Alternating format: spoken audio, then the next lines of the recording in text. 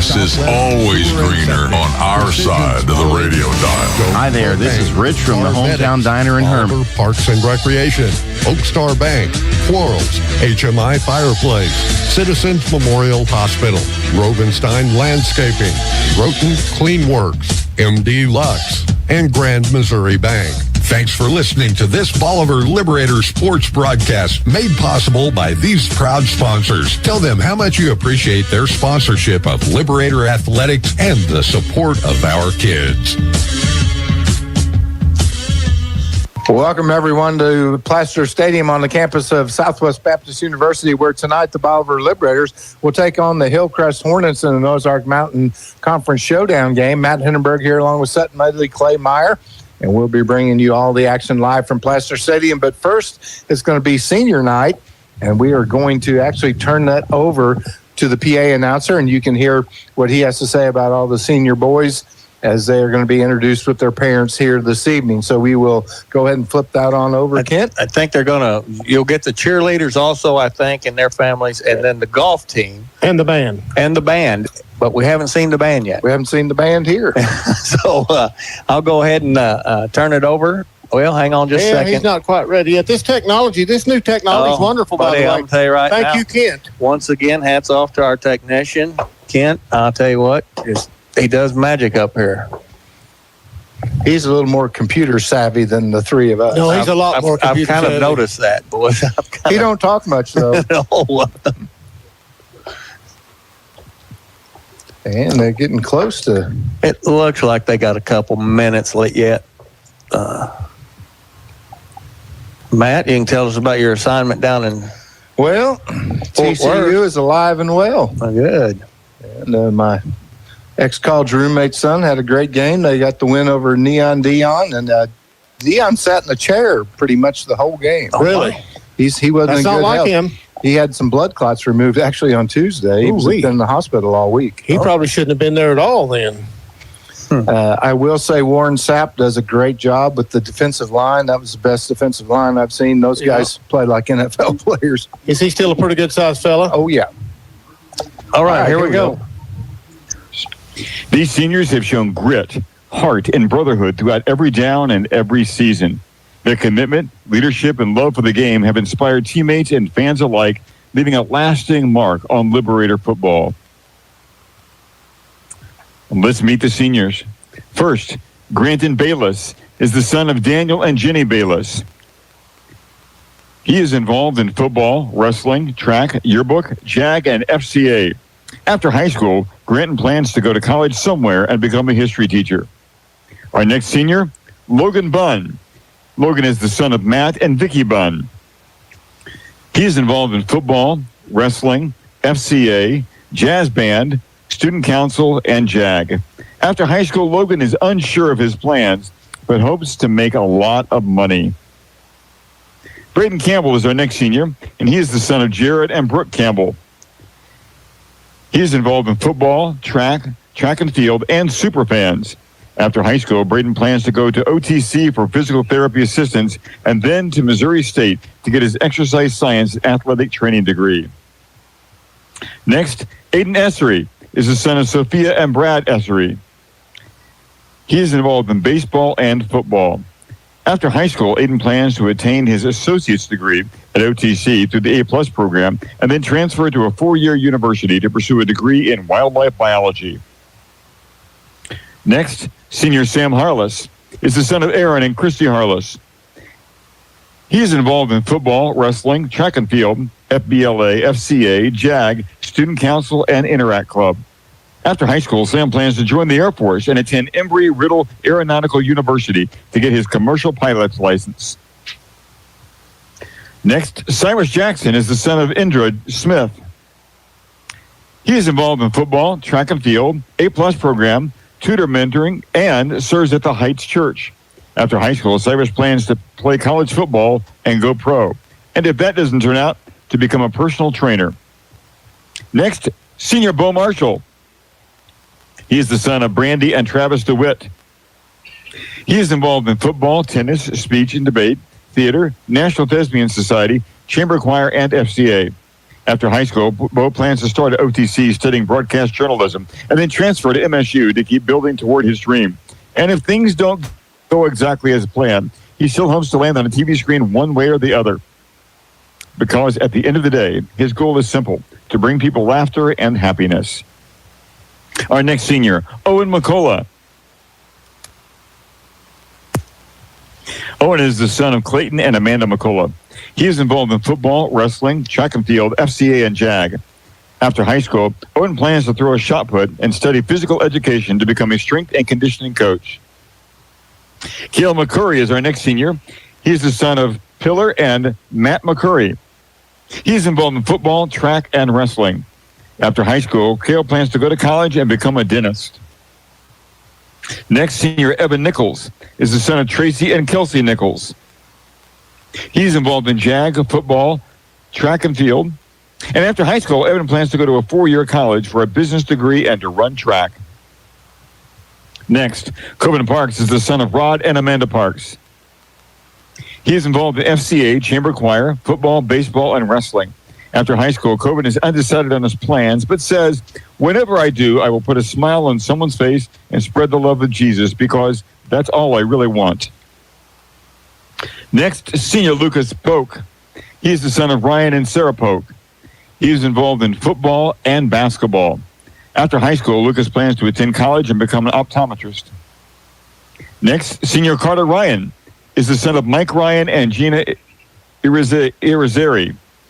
He is involved in football, wrestling, and JAG. After high school, Carter plans to go to OTC for 2 years to study physical therapy, then attend Missouri State to get his master's degree. Next, senior Wyatt Viles is the son of Lisa Turner.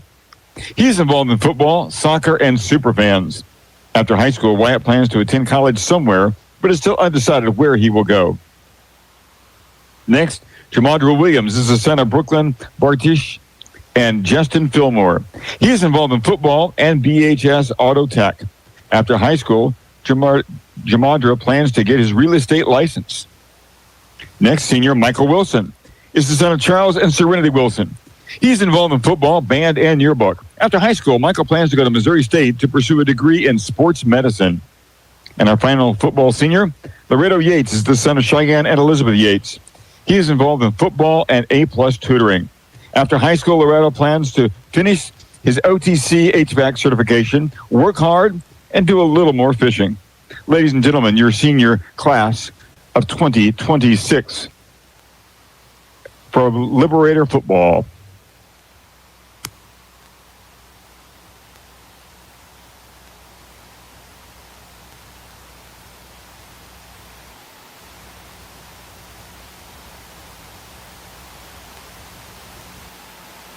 People choose Oak Star Bank for a number of reasons, from the high interest. Those are our seniors, and we congratulate those guys and thank them for their 4 years of effort here with Liberator Football.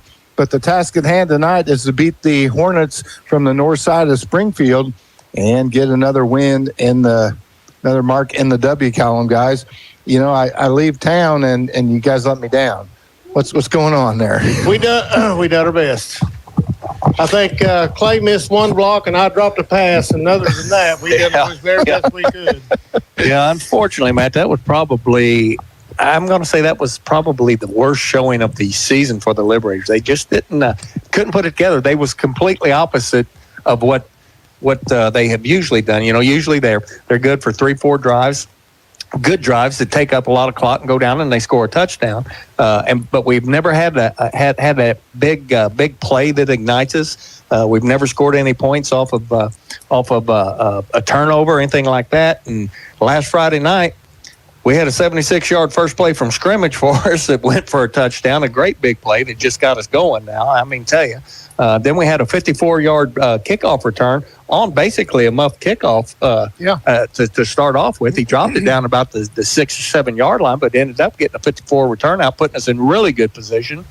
And then we had that 93-yard interception return for a touchdown. So we had plenty of big plays to give us the spark, but our offense just could not get it rolling last week. Well, I was able to watch some of it, and I was able to watch some of the coaches' show as well Wednesday night. as I had to was on a statewide farm tour for the beef industry. And sorry I missed that, you guys, as well. But I'll be back for the rest of them from here on out. Anybody else going to be on assignment anywhere through the season? I think me and Sutter are leaving next week. But yeah, we're going somewhere. We don't know where yet. We're going somewhere. No, we're going to leave one at a time, guys. One at a time. That's why we got 3 up here. We leave one at a time. We're all kind of getting older and semi-retired. Well, Clay's retired. Are you semi-retired or retired? So well, I thought I was semi-retired, but I was wrong. Yeah, I'm still fully gainfully employed full time, but we've done this for a long time, and so the 3 of us, so we can kind of start doing some things with our families besides the Liberator football, which we dearly love. But I think we're going to have the golf team. I think Sutton's got pictures of them down there. The Lady Liberator golf team won the districts as a team, and they will advance to state playoffs. And a little further on that, they are the first golf team in Bolivar's history to go to state as a team. We've had state qualifiers that have gone up individually, but this is the first team to do so. So I think we're going to introduce the team and the seniors. So I see Josh Berry and his wife down there. Their daughter's a senior. I see Brian Daniels, and I don't see Tracy, though. Oh, there she is. She's behind Brian's big head. Yeah, there we go. And Coach Kim Cribbs. And, of course, Delaney, she obviously is an odds-on favorite to make the state tournament as well in the individual play, and probably close to being an odds-on favorite to being the state champion. She's made the state tournament. Yep. The individuals have already been played? Yeah, it's all in one. Oh. So we had 3, I think, on our girls that's going to make the individual play, but they at the same day they're playing as a team as well. Right.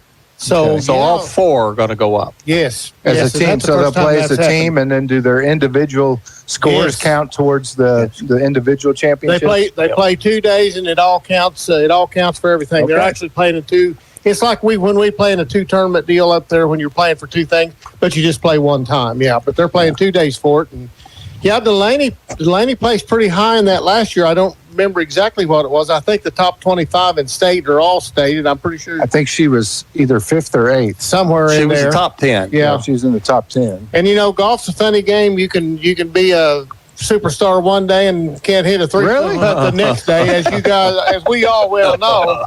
Man, I wish her a lot of luck. She's had if she doesn't play another round for Bolivar Liberators, she's had a tremendous golf career for the Liberators. I'm going to tell you right now, buddy, she's been fun to watch over the past. No doubt. And usually you're looking at a high school career, but, we've been members out there at Silos Up. We've been playing, you, me, Matt, we've been playing out there for better part of 28 years 32 now. Here. Yeah, so, they opened in 98, so, yeah, exactly. So, bottom line is we've been watching her since she was a little bitty kid going out there and just messing around on the greens and putt range, and it's been fun to watch her grow up. It has. She had a devastating injury that took her out of basketball a couple of years ago, and just broke her heart. I mean, she couldn't play golf. Well, she couldn't do anything. She had to recover. But she spent every waking minute from the time she could out there on that putting clock. Yep, without a doubt. Developing some feel and touch and becoming a great putter. And she just got to drive. You got to have that, and she's got it. Well, last week, I know you guys didn't have the scores, but Osage and Harrisonville both still just with 1 loss on the season. They both win last week in big ways. And then Branson defeated Marshfield 49-18.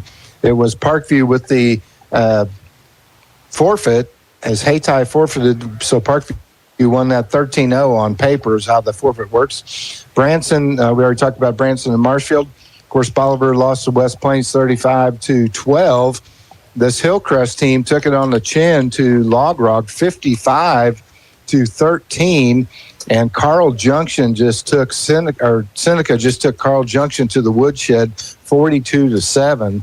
And Bulldogs got beat up pretty bad by a smaller school, one of their old conference foes and kind of a neighbor down there on the state line. And number 1 ranked team in the state last 3. So that's how last week's games went. This week, Harrisonville will be hosting Clinton. Osage will travel to Boonville. It'll be Carl Junction at Branson. Parkview will host Mount Vernon. And Marshfield hosts Logan Rogersville. West Plains will host Poplar Bluff. And, of course, the Liberators here hosting the Hillcrest Hornets in the Ozark Mountain Conference. So we'll see how this works out. And Sonny, we did get Matt's picks for this week's game. I got it earlier this evening when he got up here, so we'll be able to keep track of that and see who wins the prize at the end. Good. I think we're getting ready here. They're coming out. On the season, the Liberators have 110 points on the season, giving up 155. So points per game, 18.33, and they're giving up 25.83. For the Hornets, they've scored 52 points on the season. They've given up 258, guys. They're averaging 8.6 points per game and allowing 43. That's got to bode pretty well for this Bolivar offense tonight. All right, Matt, I'll tell you what, we're going to switch her back to the stadium PA announcer, and he's going to do the golf. Of course. Their dedication has set the standard for future players, and we thank them for representing Bolivar with class, confidence, and Liberator pride. Our first golf senior is Caitlin Berry. She is the daughter of Josh and Kim Berry. She is involved in golf, basketball, FBLA, serves as the president of Health Occupations, and is a yearbook editor. After high school, Caitlin plans to attend OTC to get her RN, then transfer to university to get her BSN and become a labor and delivery nurse. Our second golf senior is Delaney Daniels. She is the daughter of Brian and Tracy Daniels. She is involved in golf, FBLA, National Honor Society, Center Pack, Center Cut, Interact Club, is a leader in FCA, and a yearbook editor. After high school, Delaney plans to attend the University of Central Missouri to play golf and major in kinesiology. Afterwards, she will attend PT school and become a physical therapist and specifically work with athletes. Ladies and gentlemen, we also want to congratulate these ladies, along with the rest of the girls' golf team, for bringing home a first-place finish and the first district title in girls' golf in school history this past week. Congratulations, ladies, and congratulations, seniors of girls' golf.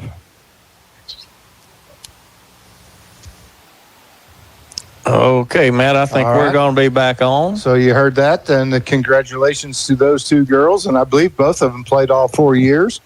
They did. Of course, Josh Berry, he's been on the air with us with basketball in the past. And I wonder if his daughter can beat him in golf. I'd say there's days she could. There's days she could beat all of us, I'll guarantee you. Yeah, that's for sure. Can Delaney beat Brian? I think that just depends on that. Depends on what tees they go from. Yeah. Well, let's send it back to the studio, catch up on some advertising. We'll be right back. You're watching Bolivar Liberator Football on MoSportsZone.com, listening on Your Country 99. You're listening to 99.1 KYOO, halfway, 1200 AM KYOO, and 102.9 K275 CD Bolivar.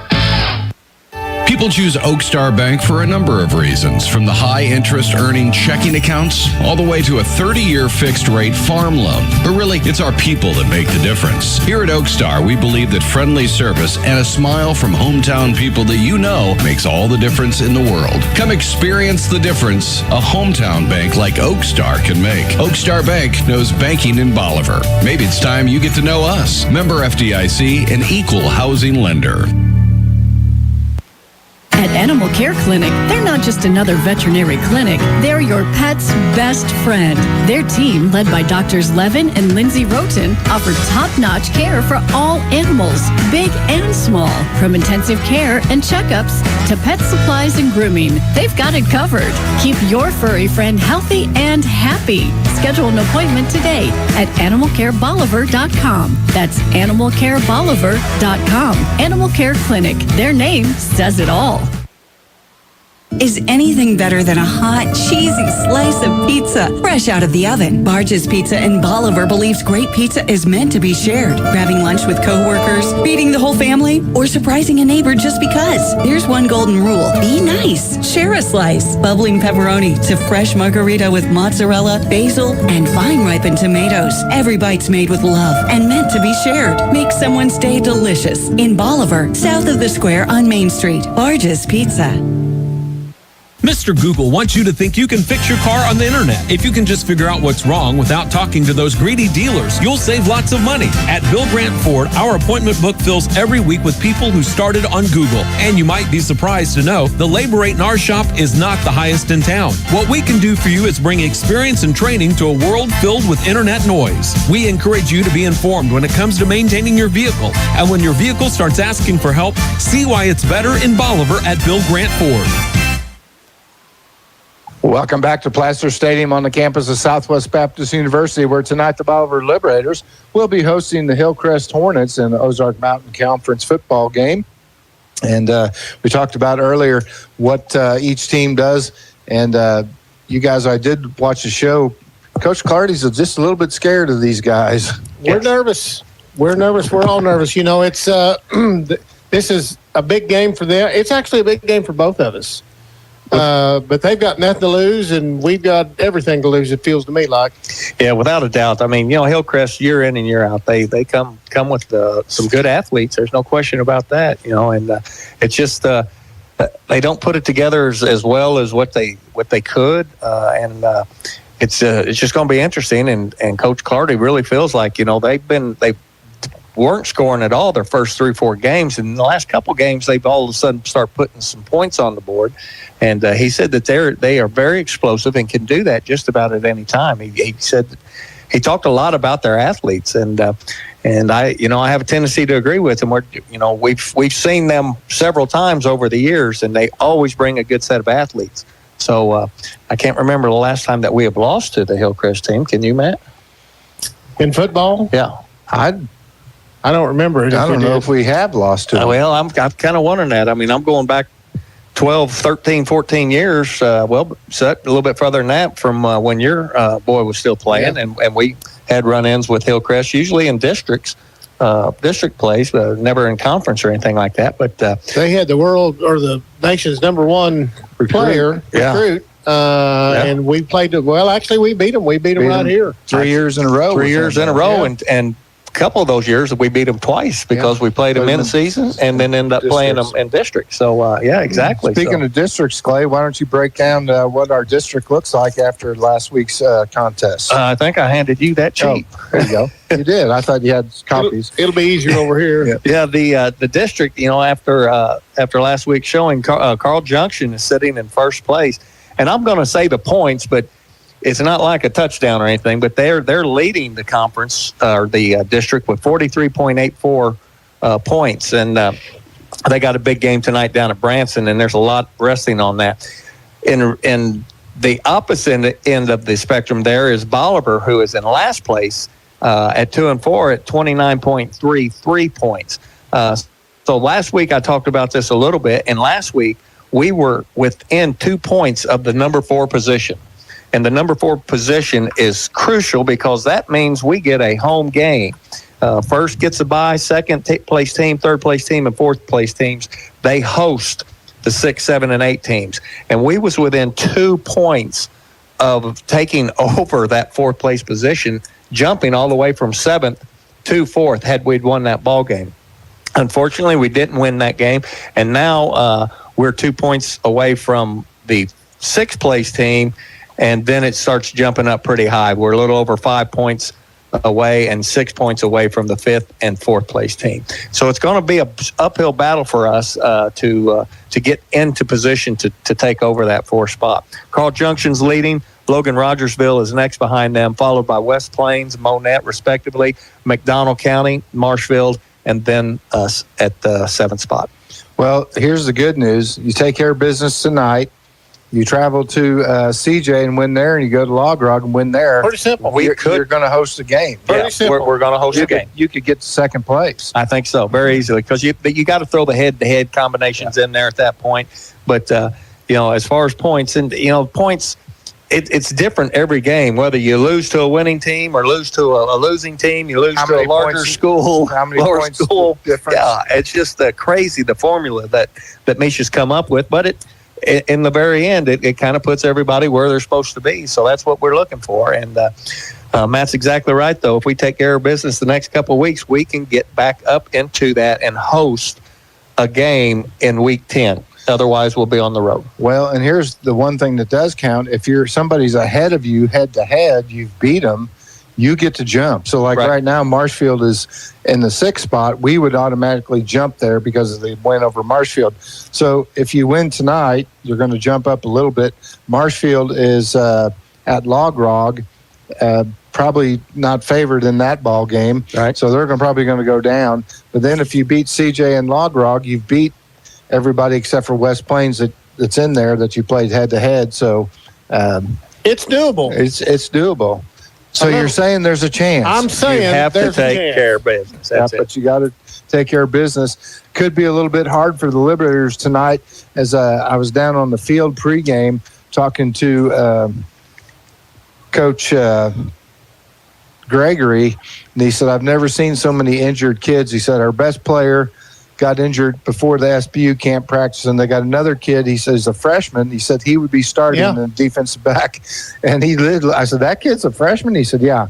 He said, and he's out. They may get him back by week 9. That's what so we've been hopefully hearing. we're there. Evan Nichols will not play tonight. He's out with for an injury. We still don't have Braden Long. So, he said it's just beat up. Obviously, we talked about it off the air. The freshman, Colt Hill, he's got fighting some stuff. He may not get to play much tonight. But Coach Travis Gregory said it's just like a walking mash unit down here. And he said we just don't have the depth to carry that. So, yeah, it puts Coach in a tough position all the way around. You pulled out, you've said 4 names of starters, both offensively and defensively. And bottom line is we have 11 offensive starters, 11 defensive starters, and I think about 9 of them are going both ways. And so, when you say, well, he's out, okay, well, you don't not only miss him on the offensive side of the ball, you're missing him on the defensive side of the ball. So, in essence, that's 2 personnel that you're down. It's and you're having to find, and coaches talked all year about getting these guys just breaks to come off and set 2 or 3 plays in a row so they can catch their breath. And the people that have been going in have been doing a good job, but they're really going to have to step up because it's going to be more plays asked of them. They're going to have to go for a quarter or so now instead of just going in spot getting 3 plays.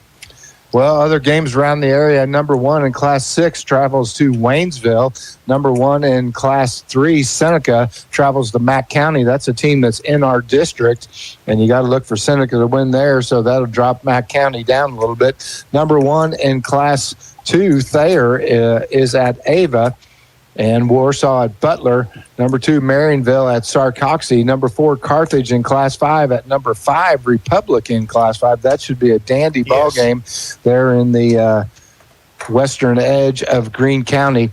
Number 6, Webb City travels to Willard. Number 6, Nevada in Class 4 goes to Cassville, and that should be a good game. Cassville, I don't think, has lost a game yet this season, guys. Mountain Grove at Salem, Lamar at Monette. That's a team that's in our district, and if Lamar can take care of business being a Class 2 school, beating Monette, that would drop them down as well. I like their chances. Springfield Catholic, number 10. They haven't been ranked in football in a long time. It's been a while. They travel to Buffalo. Ozark at Glendale, Kickapoo at Lebanon, Joplin at Neosho, Carl Junction at Branson, as we mentioned, Logan Rogersville at Marshfield, Mount Vernon at Parkview, and Stockton at Diamond, Fairgrove at Reed Spring, Skyline at Miller, Forsyth at Stratford, and that's going to pretty much wrap Poplar Bluff at West Plains, Eldorado Springs at Slater. Is that Slater down in the Boot Heel? No, Slater's up by Glasgow, Missouri, and I thought there was a Slater down in the Boot Heel, too. No. Okay. Glasgow. Slater, that's where Lawrence Butler was moved to after. You remember Lawrence Butler? I remember Lawrence Butler. Yes, I do. Lawrence Butler was one of the best athletes I've ever seen in the leading 70s. scorer in D1 basketball the year that everybody was watching Larry Bird and Magic Johnson. Oh. He was from a little town called Glasgow, but after he went overseas and played, he came back and lived in Slater. and Camdenton at Columbia Hickman. Those are your games tonight. We will take it back to the studios. We're going to have the national anthem. You're watching Bolivar Liberator Football on MoSportsZone.com, listening on Your Country 99. Mr. Google wants you to think you can fix your car on the internet. If you can just figure out what's wrong without talking to those greedy dealers, you'll save lots of money. At Bill Grant Ford, our appointment book fills every week with people who started on Google. And you might be surprised to know the labor rate in our shop is not the highest in town. What we can do for you is bring experience and training to a world filled with internet noise. We encourage you to be informed when it comes to maintaining your vehicle. And when your vehicle starts asking for help, see why it's better in Bolivar at Bill Grant Ford. Black Rock Arms has the best deal in town for guns, ammo, optics, knives, camping supplies, and so much more. Whether you're stocking up for the range or prepping for your next adventure, Black Rock Arms delivers quality and savings. Located right next to the movie theater in Bolivar, it's the go-to spot for all things tactical and outdoor. Visit in person or explore their full selection online at blackrockarms.com. Black Rock Arms, your pawn shop patriots, and where adventure meets firepower. They've gone before us, they've taught us to live life to its fullest and to treat every moment as a precious treasure. Now it's time to celebrate their life. Hi, I'm Kyle with Butler Funeral Home, and we are committed to you and your family ensuring that every detail and personal wish is met for your loved one's funeral service so that you have time to reflect and celebrate the life. And with one of the largest chapels in Missouri, you can celebrate with plenty of friends and family. Celebrate life with Butler Funeral Home, located in Bolivar and Humansville, or online at butlerfuneralhome.com. Celebrate life with Butler Funeral Home. Hey gang, wherever you are, CNC Farm and Home in Bolivar and Lebanon has you covered. Complete clothing department for both men and women. Their hardware, electrical, and plumbing departments have what you need to get that job done right. For the farm, CNC has fencing supplies from pipe gates, hog wire, and animal health supplies. And for our furry friends, CNC has toys, both cat and dog food, and of course, dog houses. You can depend on the Colemans at CNC Farm and Home in Bolivar and Lebanon. Hey, this is Paul at CNC Farm and Home Supply. If you have the questions, we have the answers.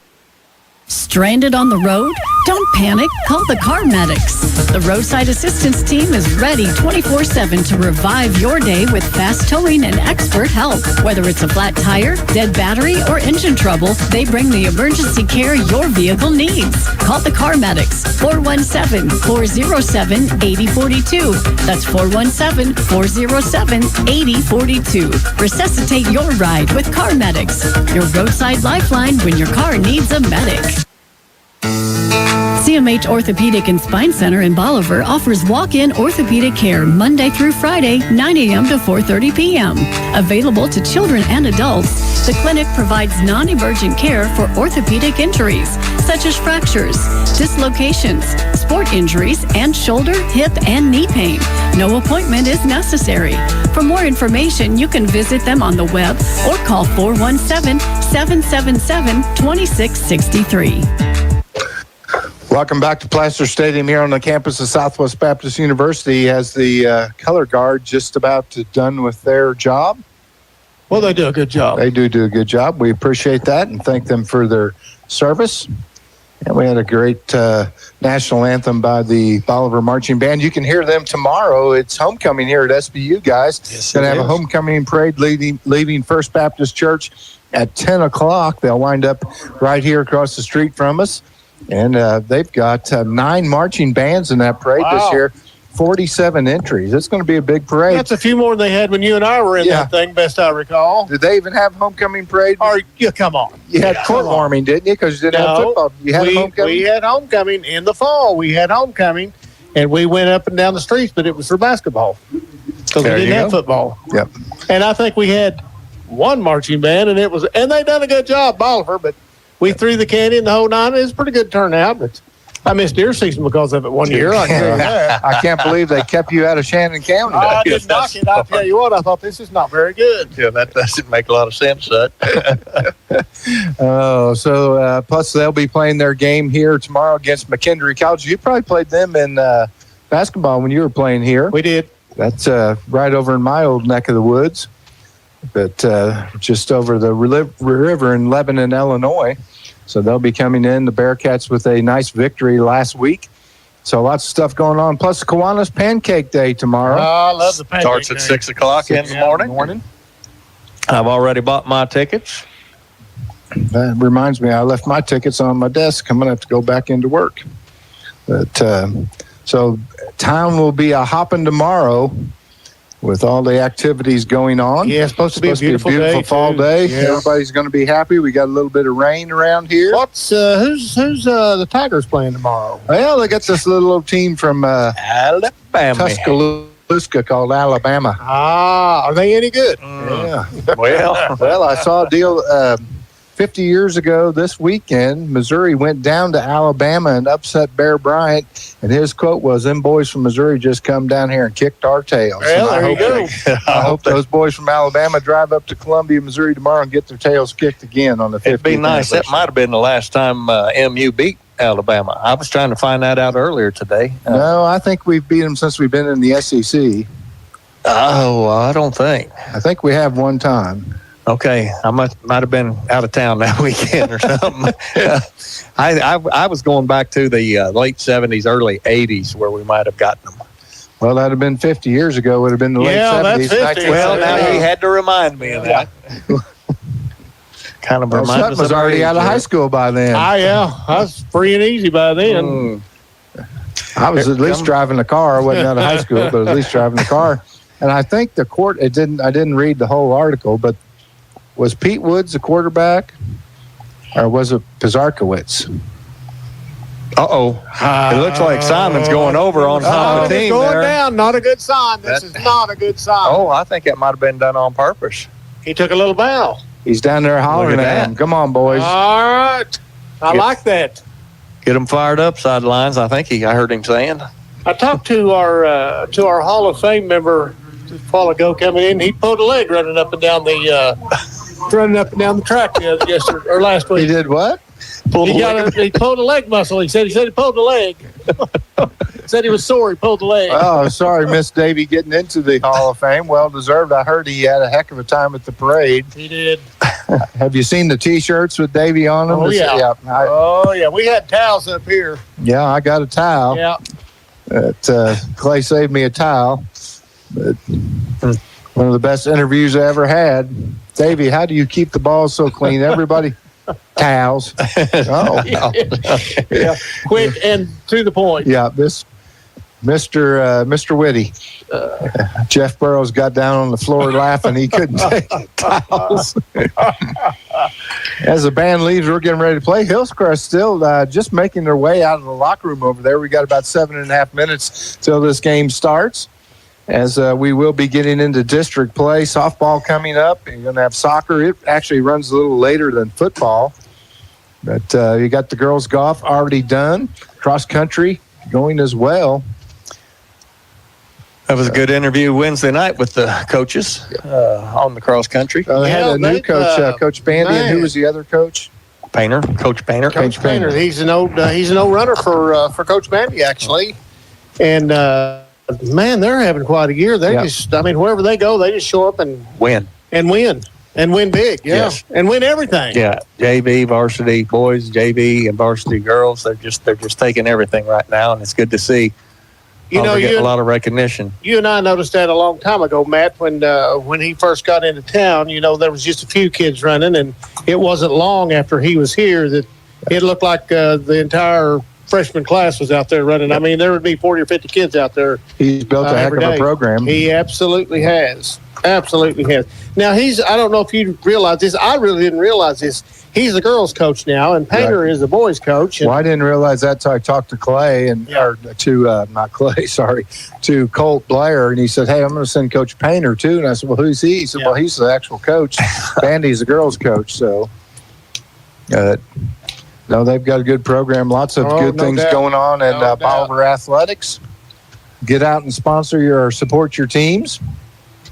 Liberators will be in the dark blue uniforms with the gold numbers and helmets, white trim.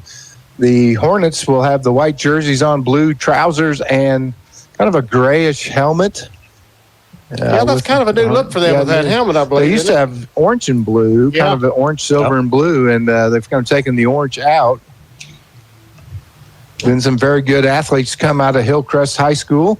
And we mentioned Doriel Green Beckham. DGB. Back in the your college days, Sutton. Their high school team, they won a state championship with Gary Stanfield. They had some great basketball players. Absolutely. The Beckham boys his were son good was basketball one of them too. Yeah. Who was the? There was who was the kid that was?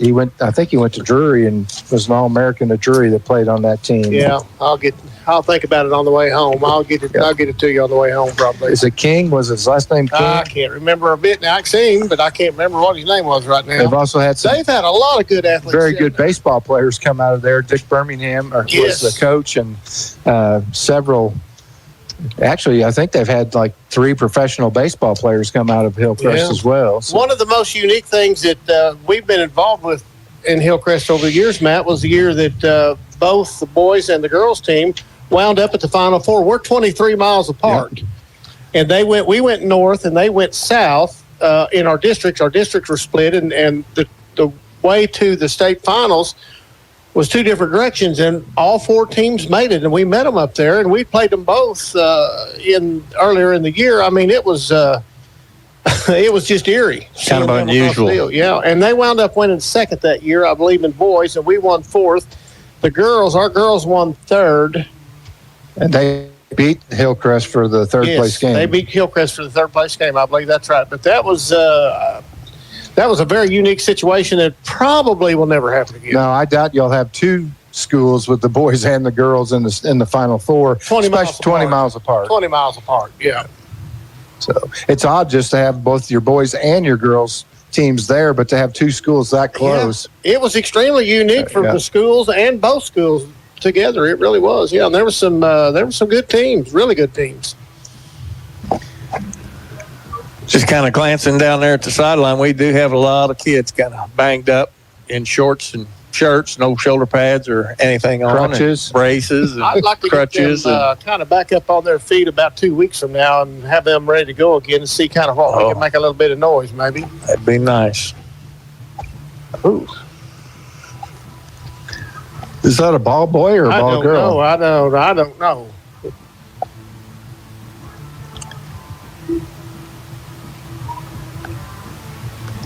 It's a large individual with a lot of hair. I don't know.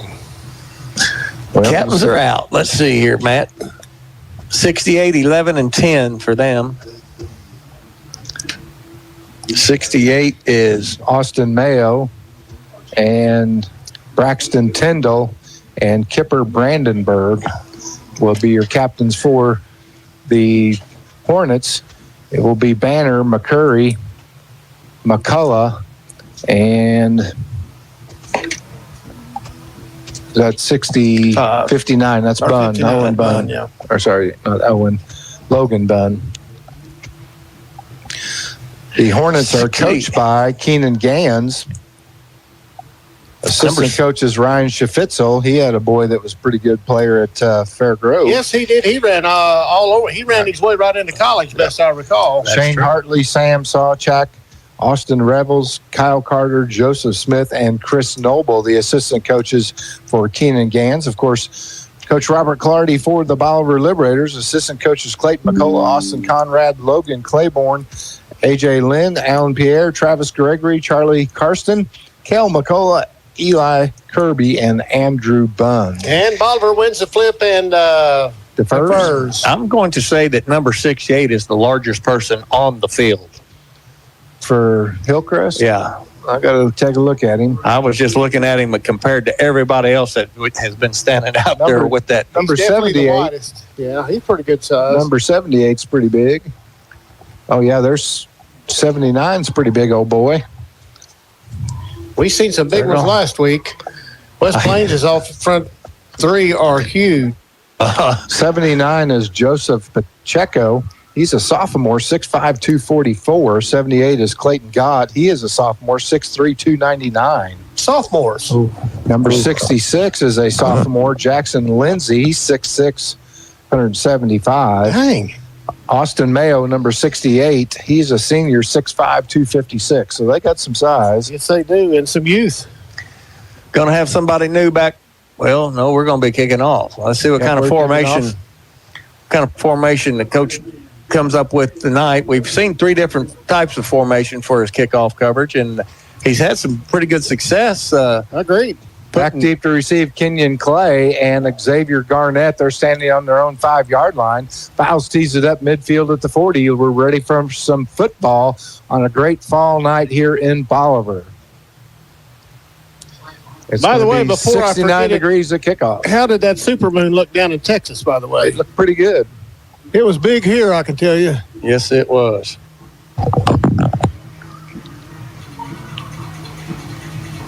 So they go with a standard kickoff formation. And Viles with a end-over-end little pooch and is caught and downed at the 44-yard line. Making the grab up front for the Hornets was Josh Jefferson. So Hillcrest will take over 1st and 10 from their own 44 to start this contest. And that was not a mistake. That was that was the way we. They obviously wanted to keep the ball away from Kenyon Clay and Xavier Garnett. No doubt about it. See if we can't get that defense to step up a little bit. Again, they was down somewhat last week. They gave up more yardage last game than they have all year. They were on the field about 40 minutes. Oh, man, they was out there. West Plains was just sustained drive after drive after drive. Nolan Skelton, the quarterback, he's a junior, 6 foot, 160-pounder. In the backfield with him is Jalen Johnson, and he's a little bitty dude, but we watched him in the pregame. He is fast as fast can be.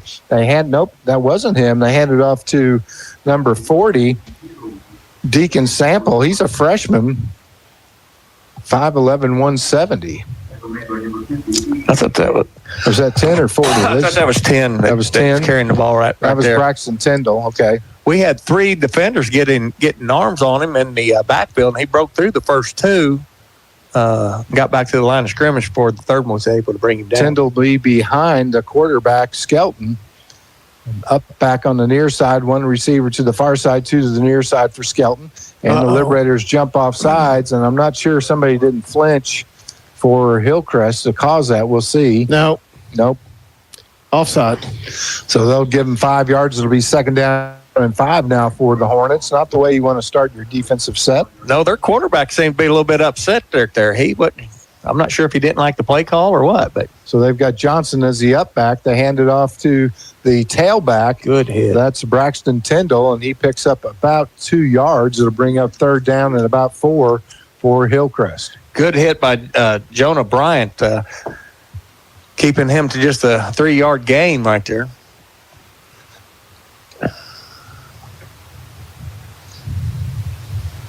Only one of the big sophomores, Clayton got on the line for Hillcrest, the 6'3", 300-pounder.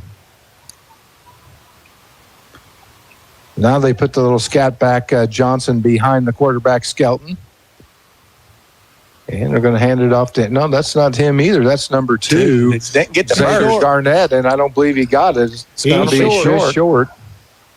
Tried to pop outside, and we defended that very well, actually. Yes, we did. Number 71, Matt, I was looking at him. He's not as tall as everybody else is, but he's got the same amount of weight on him. 5'10", 256. It's about 4th and about 1, and look, are they going to punt? I believe they are. No, they're not either, are they? The quarterback, Skelton, will be in the pistol. He has 2 backs behind him.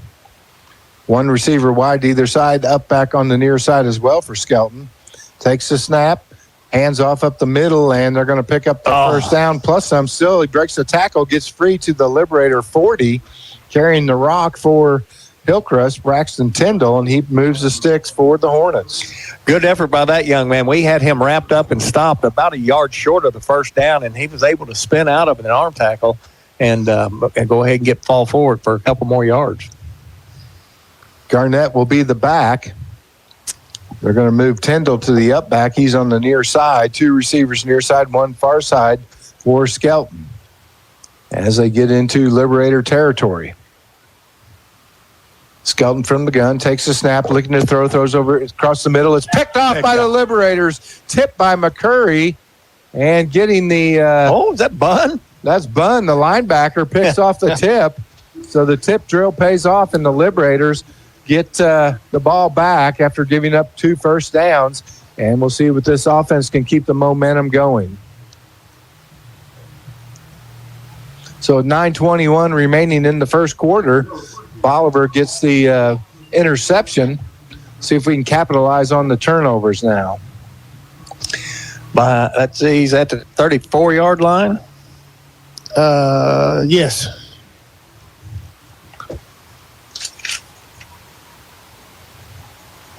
Mortensen and Bliss wide to the near side. They fake the handoff to Jackson, throw over in the far flats, getting the grab and picking up 8 yards was Lucas Polk. All right, that's a good start. That's a good start. Big stout kid, senior. Came from the up back position and caught that pass. Now Banner's going to be in an empty backfield. Jackson's a wide out to the far side. Polk steps up in a traditional tight. Banner takes a snap, quickly throws over in the far flats, has his man, and he steps out of bounds. And that's going to be Dorian Gonzalez, and he'll move the sticks, and that is another Hometown Mattress and Furniture first down. Right there, that is a new person. Hometown Furniture and Mattress. We'll get it right, Randy. I'm sorry, a little rust. Might have had too many Shiner box in Texas. Possible. Jackson beside Banner in the backfield. Trips to the near side, nobody out to the far side. Jackson comes in motion. We're going to throw the screen to him. He makes the grab, gets a block, spins across the 50 up to the 49 of the Hornets. Liberators in Hillcrest territory. And Jackson turned probably a 4 or 5 yard loss into a 3-yard gain there. Well done. Liberators are kind of going high. They're going quick. Going quick. Second down and 7. Trips to the far side. 2 receivers near side. Empty backfield for Banner. Takes a snap. Throws over in the near flats. In and out of the hands of Jackson. Incomplete. We were removing Got a over penalty there. flag over Yeah, there. it's going to go back.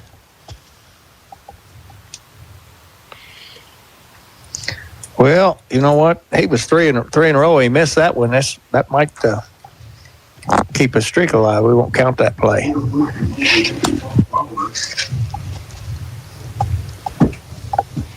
That'll move it back. It'll be second down and about 12 now. Yeah, we went a little too fast on that. We didn't get set on that far end before the when we needed to be. Mortensen and Gonzalez out to the far side. It'll be Bliss here to the near side. Polk will be the up back on the far side. Jackson in the backfield with Banner.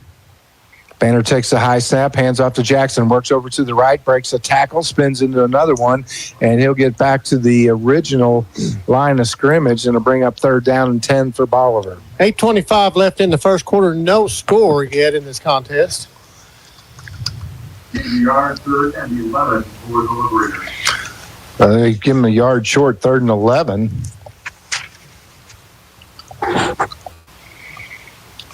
And this Hillcrest team's become a pretty big rivalry. As I said, I don't know if we've lost to them. It's been an even bigger rivalry in basketball. Trips near side, one to the far side. Now they send Polk in motion from the near side to the far side. Banner takes a snap, looking to throw to the far sideline. Just as it has Gonzalez down the far sideline, and he's still on his feet, finally driven out of bounds at the 11-yard line. 1st and 10 Liberators, another Hometown Furniture and Mattress first down. No penalty flags, so we are in the red zone knocking on the door, boys. Perfect pass by Banner right there. Just led him just perfectly, just looked it right in, and we're ready to go. That quickly gets to the line of scrimmage. 2 receivers either side for Banner. Jackson in the backfield with him. Now they look over to the near sideline. And they'll audible play. High snap to Banner. Fakes the handoff. Now throws in the near flats to Bliss. He gets a block, and he's going to take it to the house. Great job. Touchdown, Liberators. Great job right there. And that's a Warwick Electric touchdown on a 12-yard pass play from Banner to Bliss. I'm telling you, Bliss looked like he was taking 10-foot steps there when he started getting to he was smelling that end zone. Yeah, that was that great run pass option that they added the little handoff the other direction that time on that. We got a new kicker in here. That's Jake Mayberry. He's going to kick the extra point. He's been working pretty hard. So with 7:26 left in the first, Bolivar gets on the board. Snap is back. Mayberry's kick is up, and it is good. Outstanding. And that will be a Roten clean work extra point. And that baby was clean. It went right through there with no problem. What do? They clean and they stain. They clean and they stain. He cleaned the stain right off the uprights and got it through. Lives up 7-0. He certainly did. Who was our kicker there?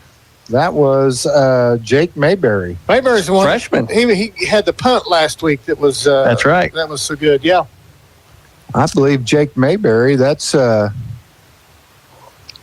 think that's Sam and Bobby Hawk's boy. I'll have to check that out. Great job. I tell you what, we talked about the receivers that we have down and are in some skilled positions. Well, right there's a prime example. You got Gonzalez coming in, getting his first offensive starts here tonight, and big on that drive right there. 2 completions, 1 of 5 and 1 of 42. Making the most of it. That's what you got to do. You get a shot, you got to make it. All right. Now, is this Mayberry again? Yep, he's teeing it up. All right, now he tried the little pooch kick away from them a while ago to the right. That's him. We got a different formation too. This is a squibber down the middle, and it's going to be dropped and then fallen on at the 34-yard line. So that was pretty effective play. Good job, Jake. That was just looked like one of my chip shots. He sculled that right. He got it right in the forehead, didn't he? Yeah, he did.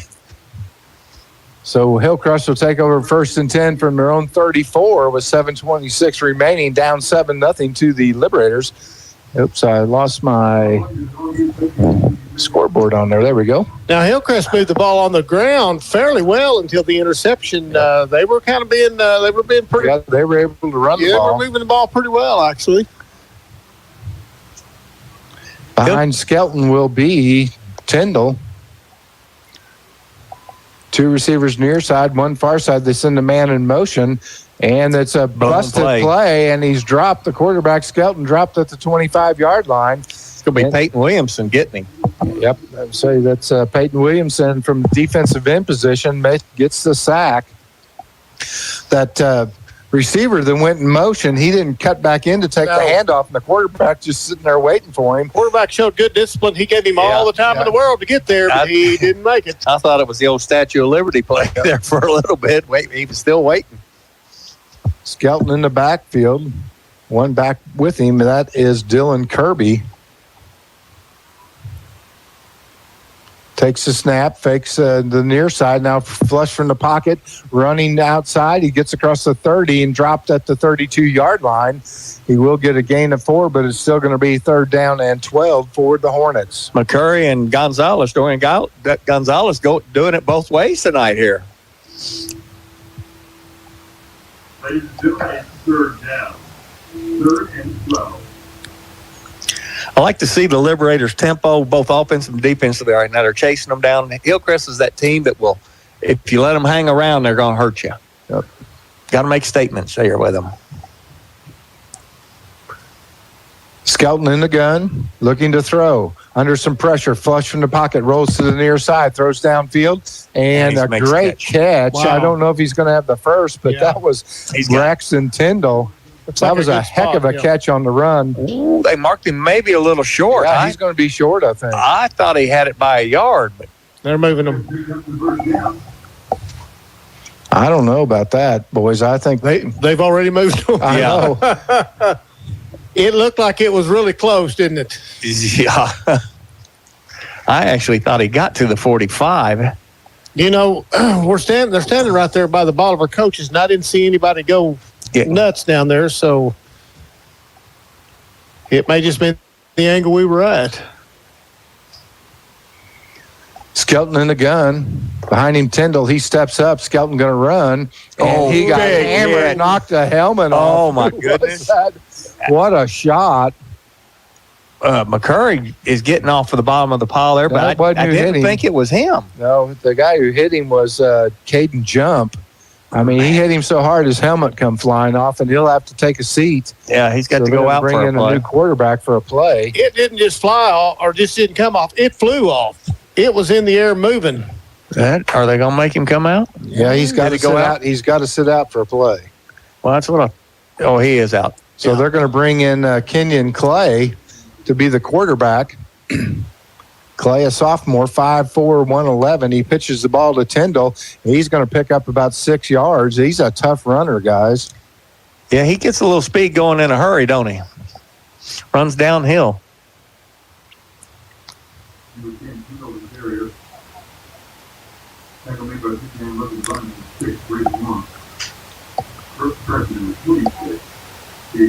Hard to say it better not be Braden Long out there making a tackle. Yeah. He's in a sling the last time I seen him. So 3rd down and 4 for the Hornets. Skelton back in the ball game. He's got 3 to the near side, 1 to the far side. Now they send Tyndall in motion. Now that's still the sophomore in their quarterback. He makes a great throw. Grabbing the reception was Joseph Barr, and he picks up the first down and then some, gets to the Liberator 25-yard line. Yeah, they did a good job by grabbing hold of a jersey and holding on to it so some more people could get down there to keep that from breaking for a touchdown.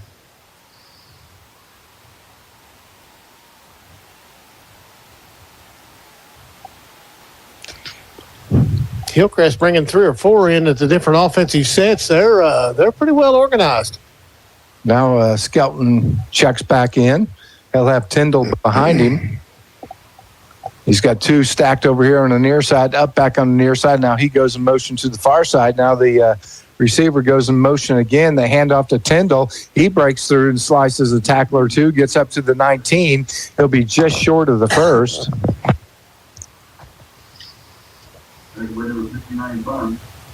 Seems like the Liberators linebackers and safeties are back a little bit further this week. I'm not. 2nd down and 4, 3:39 left to play here in the first quarter. Hillcrest just inside the Bolivar red zone, knocking on the door.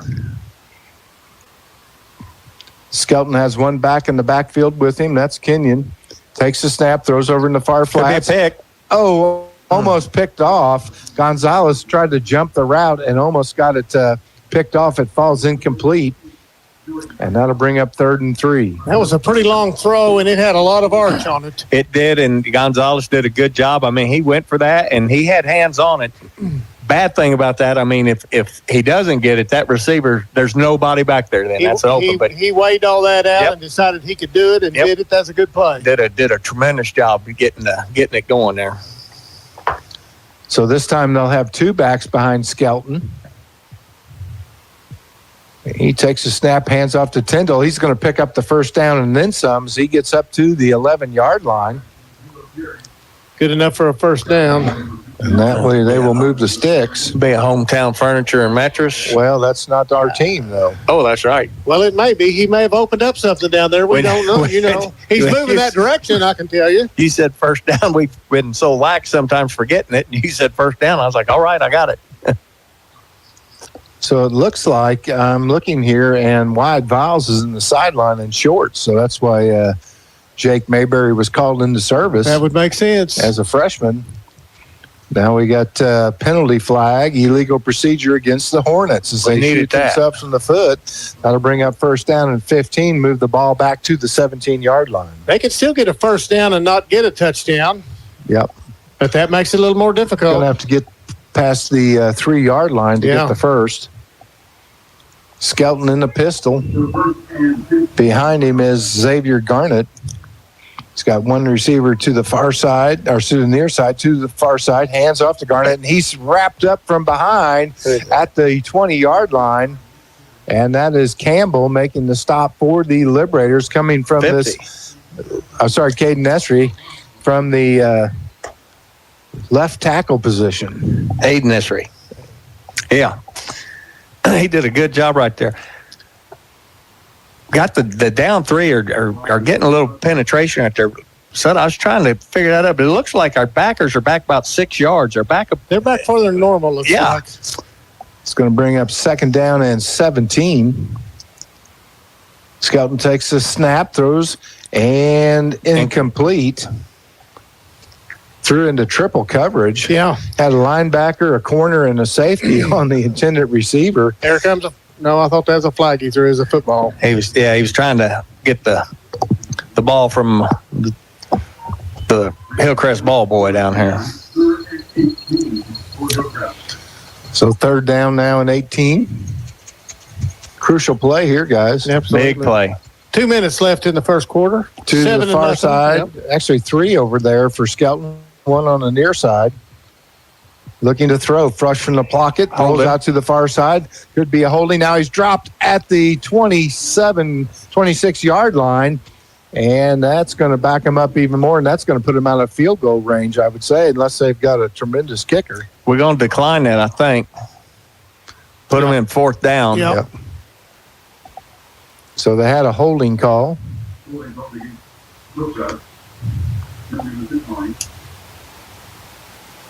Well, they moved the ball up to where the original line of scrimmage was. It needs to go back to where he was tackled. Yeah. They're giving him the ball there. That's not where he was tackled, guys. No, are they saying that he tried to throw it over there? It looked to me like he must have got rid of the ball. Must have. Well, if that was the case, I'd take the penalty. Skelton takes the snap. Actually, that's the other quarterback in the ball game. Rolls to the near side, throws. It's picked off in the end zone by Jackson. He unwisely comes out, and the Bolivar Liberators will have it 1st and 10 from their own 5 with 1:39 remaining in the first quarter, up 7-0. I think he was trying to He was trying to relive flashbacks Friday from night. last Friday night. Now, if he just goes down, it's 1st and 10 from the 20. Instead, it's going to be 1st and 10 from the 5 or 4.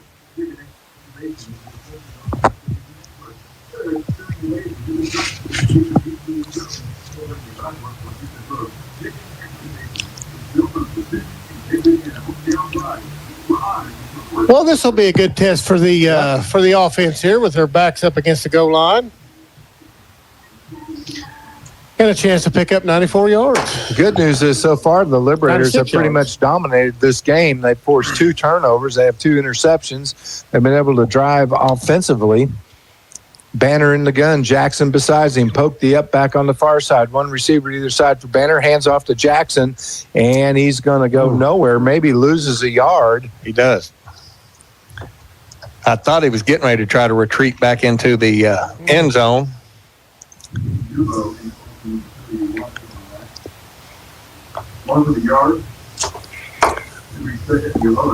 So 2nd down and 11 now for the Liberators with their backs up against the end zone. Banner in the gun, standing in the end zone. Jackson beside him. Takes the handoff to Jackson, looking to throw near sideline to Bliss, and incomplete. It was a jump ball, and Bliss, I thought maybe he was going to come up with it. He was battling with Brandon Gunn, and it falls incomplete. That'll bring up 3rd and 11. Bliss done all he could do to get the ball, and the defensive player did all he could do to get the ball. That was quite a tussle. Bliss looked like he had a little bit of advantage, but give it up to Gunn. He kept slapping at the ball until he knocked it loose from Bliss. What do you do here, boys?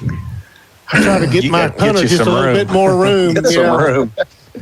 They're going to spread them 2 receivers really wide on either side, 1 man in the slot on the near side. Banner going to throws down the near sideline and over the head of the intended receiver, Lucas Polk, and they'll have to punt from deep in their end zone. Now, Viles was handling the punting duty, too. He's in street clothes. I don't think Jake Mayberry is a punter, so we'll see who they get to kick the ball here. Looks like it's going to be Polk. No. Number 20? Is that what that says? Let me get eyes on 70. Nope, that is Jake. He punted one last week, I believe. He's going to be standing about 3 yards from the back of the end zone. That's a freshman, guys. They've got 3 men back there in protection for him. See if Hillcrest brings the house. 3 steps and a punt. A beauty. It bounces and is fielded at the 38-yard line by Tyndall, and he drives forward. He's still on his feet. Finally dropped at about the 24-yard line. But a pretty good punt for a freshman out of the back of his end zone. Yes, without it. There's a lot of pressure right there. You know, I think they're usually, a punter's usually back 13 yards, and he didn't have 13 yards, so he was already kind of put at a disadvantage. But that rugby-style kicking, it's kind of funny to see a number 70 going out right on that rugby style kick. But he got a good one out of there. Well, I'll tell you, he is a freshman, and he's probably about 5'10" and 200 pounds, and he's pretty rough. He'll be a good player in the next few years. Skelton in the gun, one back behind him. 44 seconds left in the quarter. The handoff to the tailback. He finds the seam. He may take that one to the house. He's finally dropped at the 5-yard line. It's going to be fun. They got thoughts in my head. You know, I'm looking at through the binoculars, and the receiver on the far side, he was about a yard downfield before anybody else moved. Oh, I don't think that's legal, is it? Well, it didn't used to be. First and goal to go for the Hornets. You know how kids are these days. 30 seconds left in the first quarter. And ticking, 17 on the game clock, or play clock. They're going to have to snap it. They're going to have to hurry up, too.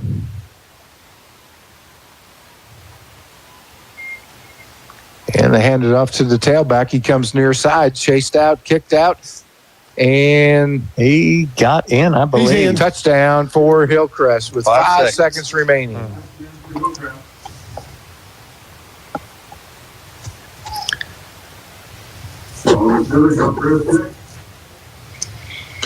So we don't capitalize on that turnover. And the Hornets with a chance to tie the ball game up. And to do the kicking for Hillcrest will be Talon Wells. He is a junior, 6 foot, 135 pounder. Skelton will hold. Snaps back. The kick is up, and it is. Looks like good. Good. Okay. Well, 5 seconds left in this first quarter. We'll keep it right here and then go to the quarter break. Liberators need a big return here. You know, we haven't returned a kick all year for a touchdown. That's what I've heard. Any kind of kick. We're due. Should be. Week 7. Lucky sevens.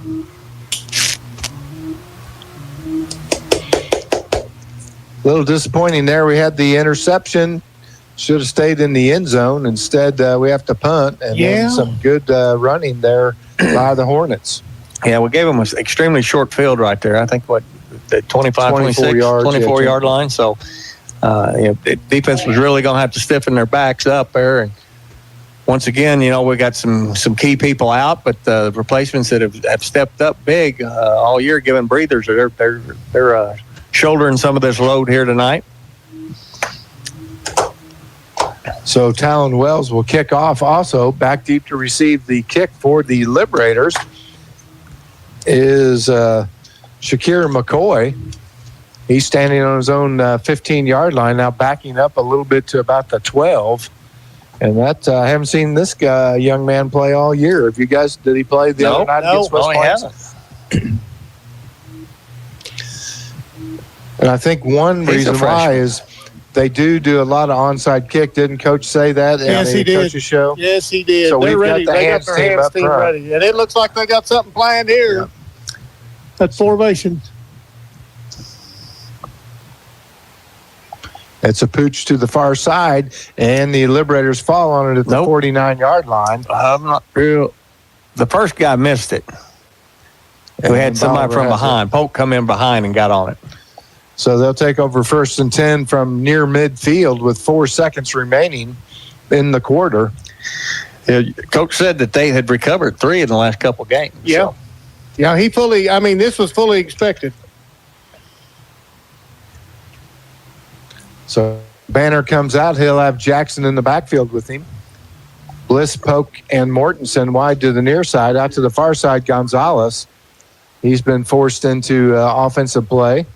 And the handoff to Jackson up the middle, and he goes nowhere. He might have got a half a yard or yard. And that will end the quarter. After one quarter of play, it is Bolivar 7, Hillcrest 7. We'll send it back to the studio. You're watching Bolivar Liberator Football on MoSportsZone.com, listening on YourCountry 99. Who's keeping you toasty this winter? For more than 30 years, Jim and Roberta Doak have been keeping folks warm in Polk County. They offer propane delivery, new system installs, new and used propane tanks, bottled propane, and so much more. They deliver clean, affordable American propane in a fast, friendly, and courteous manner that you can depend on. If you're on the fence about what propane company to use this year, give them a call at 326-6111 or visit them just a block north of historic downtown Bolivar. Doak Propane, a proud sponsor of Liberator Football. Welcome to the bundle event. Entering now our undisputed tag team champions, the mid-size SUV and the mid-century modern. Together with a State Farm agent, this auto and home duo are a powerful force of savings, service, and customizable coverage. Now, let's get ready to bundle. Come see us, Diana Andrews, 326-2636. Availability and amount of discounts and savings vary by state. Has your local bank stopped feeling local? Hello, this is Matt Hindenburg with Grand Missouri Bank. At Grand Missouri Bank, we are proud to be the only locally chartered bank in Bolivar, with local owners and decisions made right here at 1630 South Killingsworth. You'll always work with our friendly, experienced team. From offering personalized financial services to building lasting relationships, whether you're borrowing or depositing, we're here for you. Come see us at Grand Missouri Bank, Bolivar's true community bank. Member FDIC and equal housing lender. Welcome back to Plaster Stadium. First play of the second quarter is a 32-yard run for Jackson. That puts it 1st and 10 for the Liberators. Another hometown furniture and mattress first down. It'll be 1st and 10 from the 14-yard line. Jackson in the backfield with Banner. Banner takes the snap, hands off to Jackson. He works to the outside, cuts it back up, gets up to about the 10. It'll be a gain of about 3 or 4 on the play for the senior tailback. There's not any hesitation in Jackson tonight. He is running full bore from the start. Yes, he is. And I'll tell you what, I don't know. He was making a good cut off of that cornerback out there, but I don't think he's seen that linebacker filling from the inside. He met him dead on right there. Cut, didn't he? He sure did.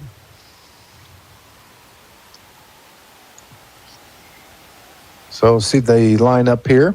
We're going to flip Mortensen over here on the near side with Gonzalez. And Bliss out to the far side by himself. They hand it off to Jackson. He finds a seam up the middle. Touchdown, Liberators. Mm-hmm. That's a Warwick Electric touchdown as the Liberators go up 13-7. And we missed a Bolivar Furniture and Mattress first down. I got it. Did you get it? Yep. Good. Sorry, Randy.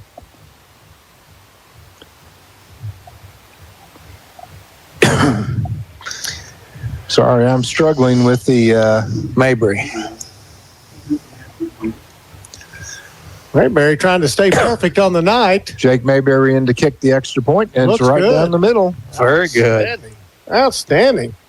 The young man looks confident right now, extremely confident. Coach said Coach Clardy said he'd been working pretty hard the last few weeks, actually.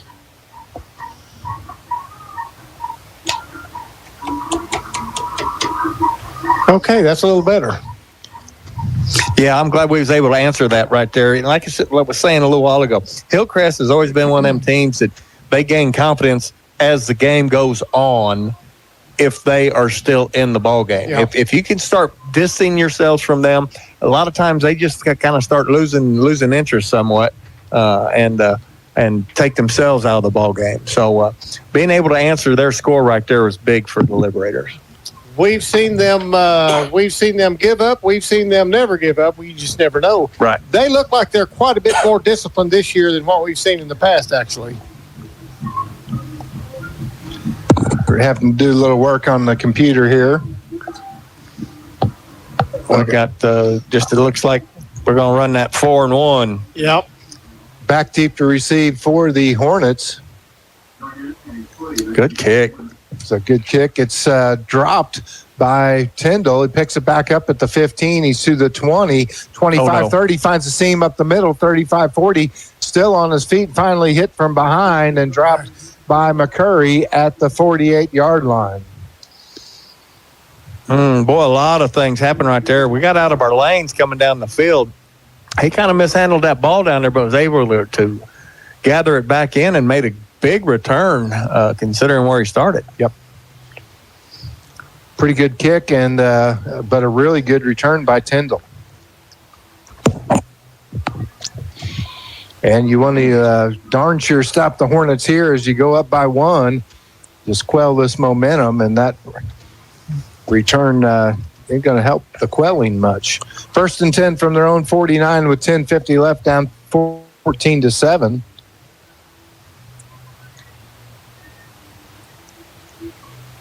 And Skelton in the gun, one back behind him.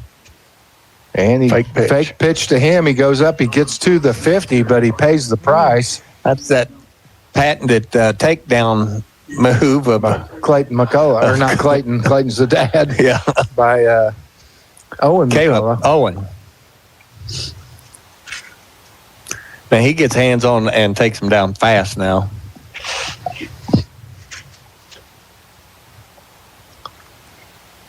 They're going to give him a gain of 1, 2nd and 9. Center calling out. They got the 3-man front for the Liberators. Skelton takes the snap, pump fakes, now throws over in the far flats. The man gets the catch and driven out of bounds just short of the first down. They might mark him. He just stepped forward a little bit. I gave him a little extra bump on that spot. Yes, they did. Wow, that's making close. the grab was Joseph Barr for Hillcrest. Yeah, that's going to be good enough for a first with that spot. Yeah, that was a pretty good spot. They moved the there sticks. They go.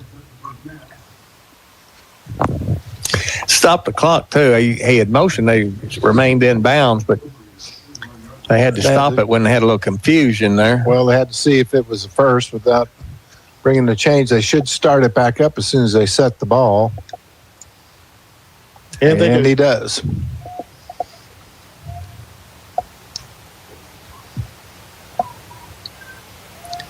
And Skelton will have a split backfield behind him. It'll be Kenyon Clay and Xavier Garnett. One receiver to either side, up back on the near side. Looks like they jumped a little early. They hand the ball off to Garnett. He kicks it to the outside. He's going to pick up the first, still running, runs out of bounds at about the 24-yard line with 9:18 remaining in the quarter. And our defense is going to have to stiffen up a little bit, fellas. Yeah. He's got a little quickness to him right there. Yeah. Well, I heard Coach Clardy say on the coaches show that they got some speedsters back there. They've got a couple of packages. They've been running a power package and a speed package. So Garnett will be the lone setback with Skelton.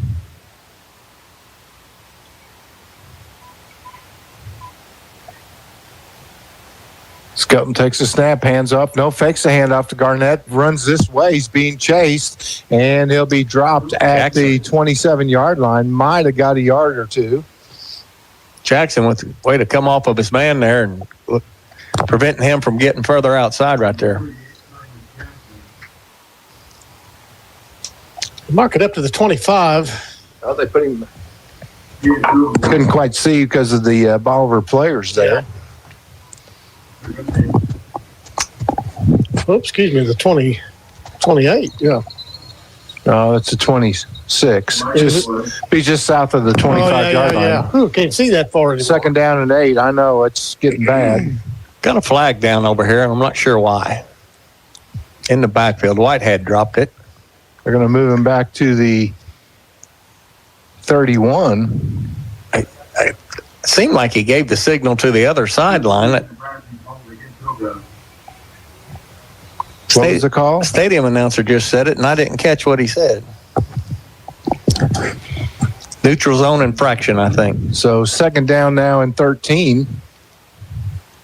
And the tailback jumps. There he goes again. He's trying to draw him off sides. Yeah. The tailback is kind of like bouncing, fletching or bouncing, and they're going to tack 5 more yards on. I like it. Like it a lot. It looks like also every play, their tackle on the far side or tight end one is getting off the ball just pretty quickly. And they pitch the ball to Garnett. He's going to get back up to about the 30. So to bring up third down and about 11 for the Hornets with 8:12 left to play here in the half. McCurry in on the tackle right there. I mean, it's a backside linebacker position.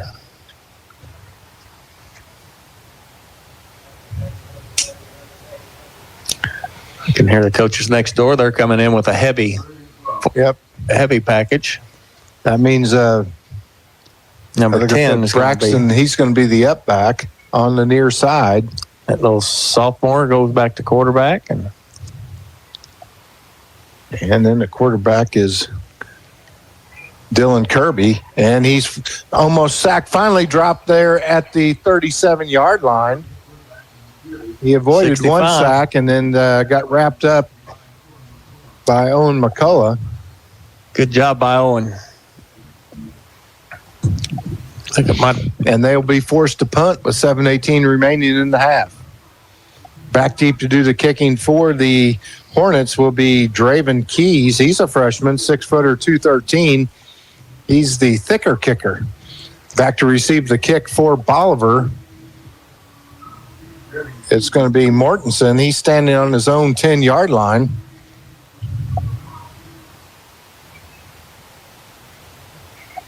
It's a good snap. The kick is off. It's a high kick. Mortensen just going to let it bounce, and it's going to die. Ooh, man. Good. We got lucky there. That thing checked up pretty nice, and it's going to be 1st and 10 from the 8 for the Liberators. Nice punt. Yes, it was. They had coverage down there. If that had kicked forward, I think they could have really pinned us. I mean, we're inside the 10 now, but we got a little breathing room. I'm really kind of surprised. I guess coach is really knew what his kicker could do is what it boils down to. He said, we've got a short field or a long field right now, but he just made it a little bit longer for us. So Banner will come in. He'll be in the pistol. Jackson will be on his left. He'll have two receivers either side. Banner takes the snap, hands off to Jackson, kicks it to the outside, then back in the middle. And he's going to get maybe a yard on there. What do you think, Clay? Zero, no gain? I don't think. 2nd down and 10. Give him a yard, 2nd and 9. Well, they're going to give him a yard. 2nd and 9. Just shy of it. It's a good spot for the Liberators. Looks like Hillcrest going to play man on the 3 receivers to see if we opt to throw. We do. Banner looking to throw. Throws over here. Throws to the up back. Poke, and it fell incomplete. So 3rd down and 9 now. Looked like Poke could have had a little bit of room if he got hit in stride there. Well, they were playing man, so the only one that had him was the free safety, and he was playing 20 yards off the ball from the snap. So Poke did have some room, just couldn't quite hang on. 2 receivers either side again for Banner. Now they send a man in motion. That's Mortensen from the far side to the near side, and we got a flag.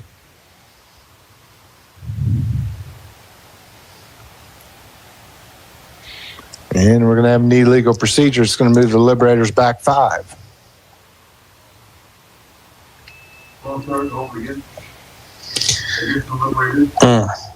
Did the receiver on the far side flinch over there? Couldn't tell who it was.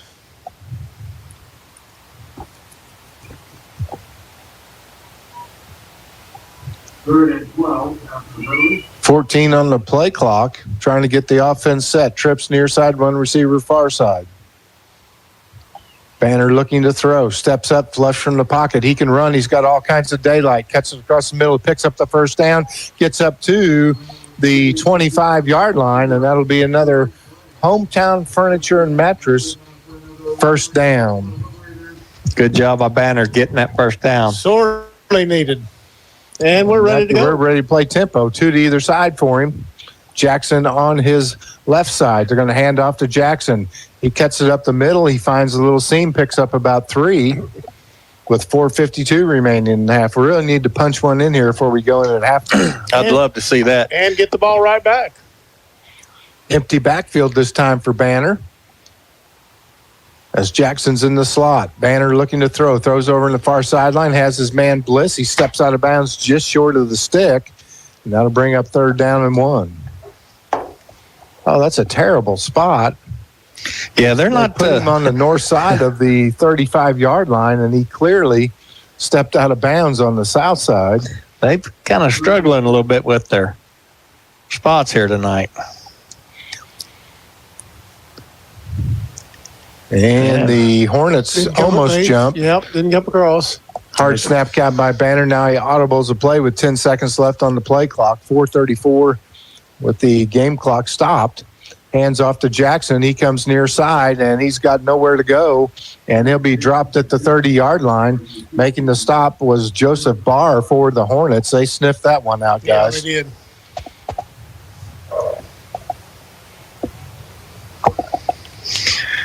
Taking back to the 30.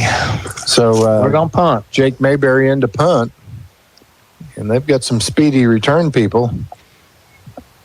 It'll be Tyndall back to receive. Also back there, Josh Jefferson, 6 foot, 145-pound junior. Wouldn't mind if this one headed towards the sidelines at some point.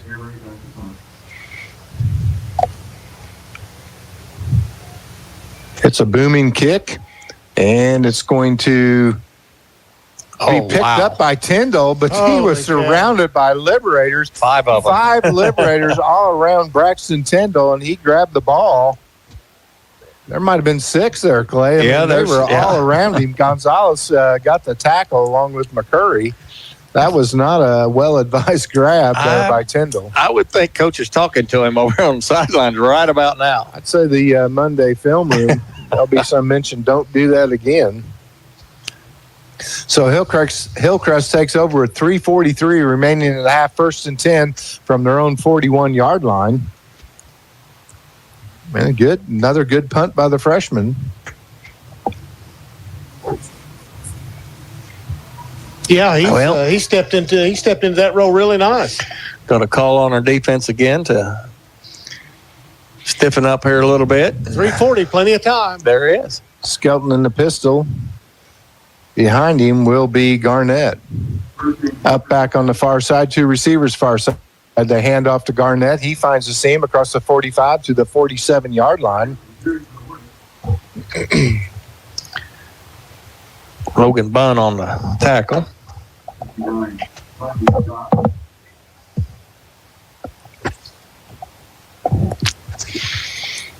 Be a gain of 5, 2nd down and 5. And Hillcrest not in any hurry, but you'd think they'd want to be just 3:15 and counting on the game clock. They're not too shook up. 14 on the play clock. Garnett in the backfield with Skelton.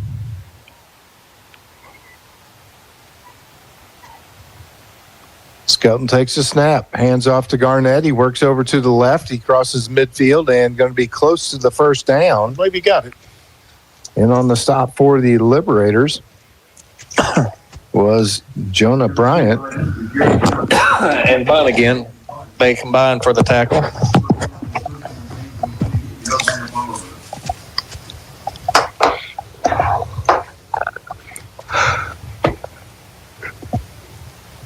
.244 to go. Liberators up 14-7. And this time Garnett will step up beside Skelton.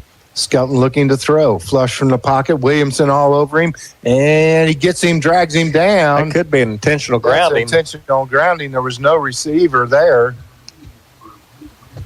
And the White Hat's pointing to one that's 20 yards down the field, but he did not pull the flag. There it is. There it is. He dropped it. Okay. Delayed. Yeah, that was odd. Why didn't he throw it when it first happened? I don't know. Why did he walk so far forward past where the ball carrier was? Why the flag goes down there? I thought it was from the spot of the foul. No, it should be from the line of scrimmage. Okay. So it's going to be 2nd down and about 18 for the Hornets as they're going to get back in their own territory with the penalty. So that was an 8-yard penalty? Yeah. They must be calling that the spot. I guess. Is that where the ball hit? or where because he was further behind that. He was around the. He was about the 35 yard line. Yeah, at least. Okay.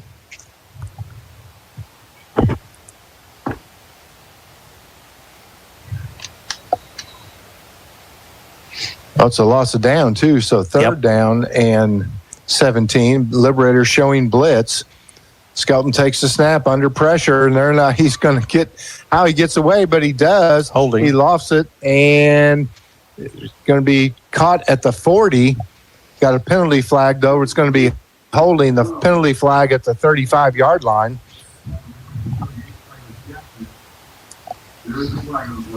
So that'll go 10 yards from the line of scrimmage. That's going to which is about where the flag is at.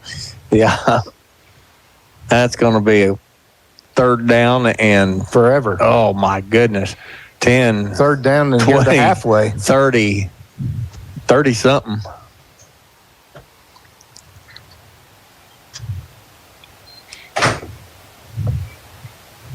They spot it there at the 35-yard line. They've got to get to the Liberator 38-yard line. Isn't that where the penalty occurred at? Yeah, just a little bit south of there. It was kind of coming this way, but it was close to there. But it was 10 yards from the You know what? line The of scrimmage. Liberators probably have to use some timeouts. Yeah, they need to move it back 10. No, that's 10 yards from the line of scrimmage, and that's where what they did. Oh, I thought it was 10 yards from where the penalty occurred. Skelton with the ball, and under pressure, flush from the pocket, and he's going to be dropped at the 40, and they will be forced to punt. Good stand there by the Liberator defense, guys. It sure was. We're going to get the ball back with a little bit of time here. Liberators with all 3 timeouts. I thought the clock stopped on a change of possession. No, they didn't change it. Yeah, all right, that was third We're getting down. ready to change it, but we haven't changed They it. just ran it several times. I think I would have called a timeout there because they're going to be able to tick 20 more seconds off. Yeah. Be down to 120. Mortensen back to receive the punt, standing on his own 28. I think they had 4 penalties during that possession there. Seemed like they had it forever. Trevin Keys standing on his own 25. Snap is back. He bobbles the snap, gets the kick off, and Mortensen going to let it roll down to the 10. He falls down, and it's going to be downed at the 8-yard line. Holy cow. There is a flag. Let's hope that it's on them and we can make them re-kick it. I don't see the flag on the... I see it right over there about the 23-yard line. Okay.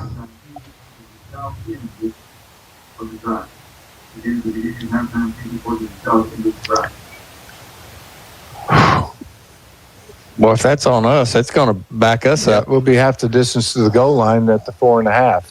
See what the white hat has to say.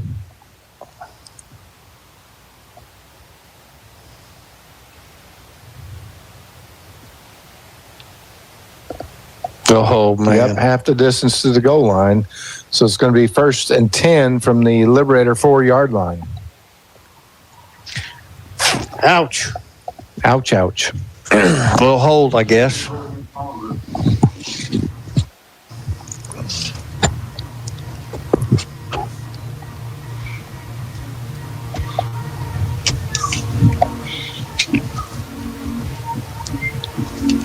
We may see Hillcrest use some timeouts now. 109. They run off quite a bit.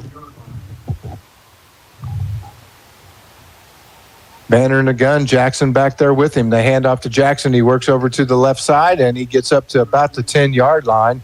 That gives him a little bit of breathing room. And keeps the clock moving. Whoop, there's a timeout. And Bolivar Hillcrest calls the timeout with 57 seconds left. We'll send it back to the studio. You're watching Bolivar Liberator Football on MoSportsZone.com, listening on Your Country 99. This is a comedy of errors, man. This is horrible. Yeah. HMI Fireplace is here to serve your community and promote local youth sports programs. It's in HMI's history to keep your home safe and to be on the ball when winter strikes. Come into HMI Fireplace and let them write up the best defense for Old Man Winter today. Look them up online at HMIFireplaceShop.com or give them a call. No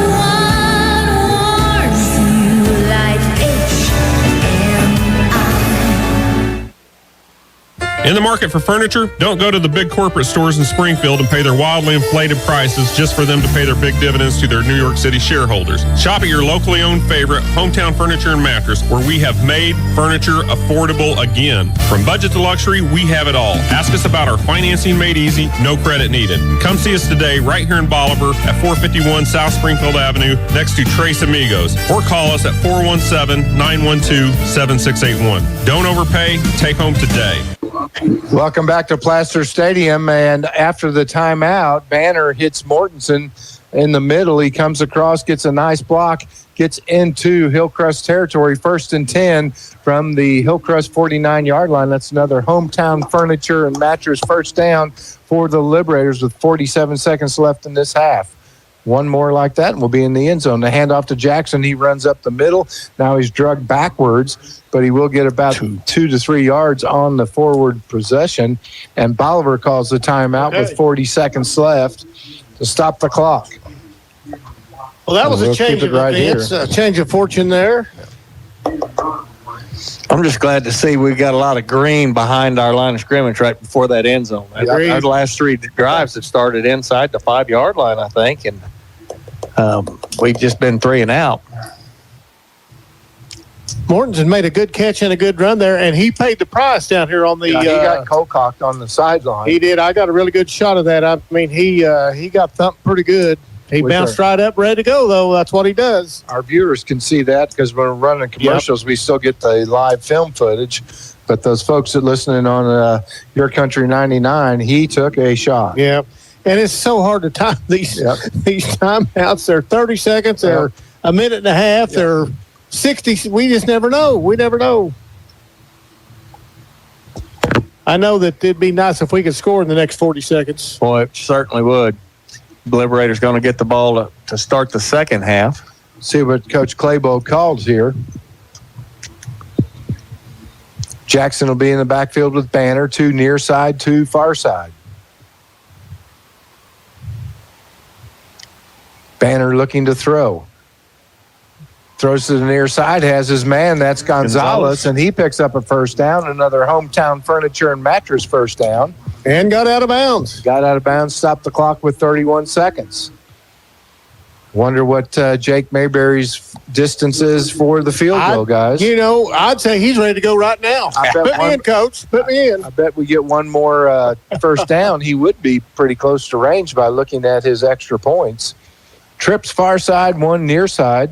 That's Gonzalez. Banner takes a snap, looking to the far side, flush from the pocket, rolls out there, pump fakes and throws, and he has a wide open receiver, Bliss, on the far sideline, and he gets it for a 13-yard reception and another Hometown Furniture and Mattress first down. Great patience by Banner on that, and Bliss with the toe tapper over there for the catch. Okay. 24 seconds still to go here. We got time for 2-3 plays. We got some timeouts left. Yes, we do.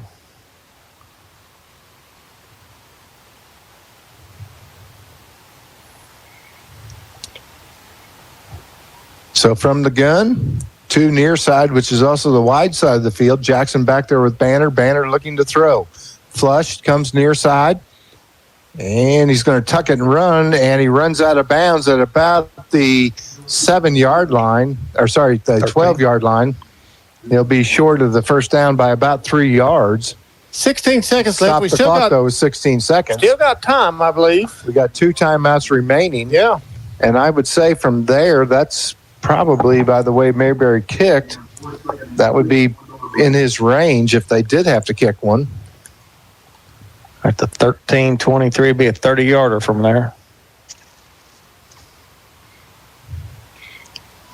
We can now still they take flip a crack. Jackson from the near side to the far side. They send poke in motion from the far side to the near side.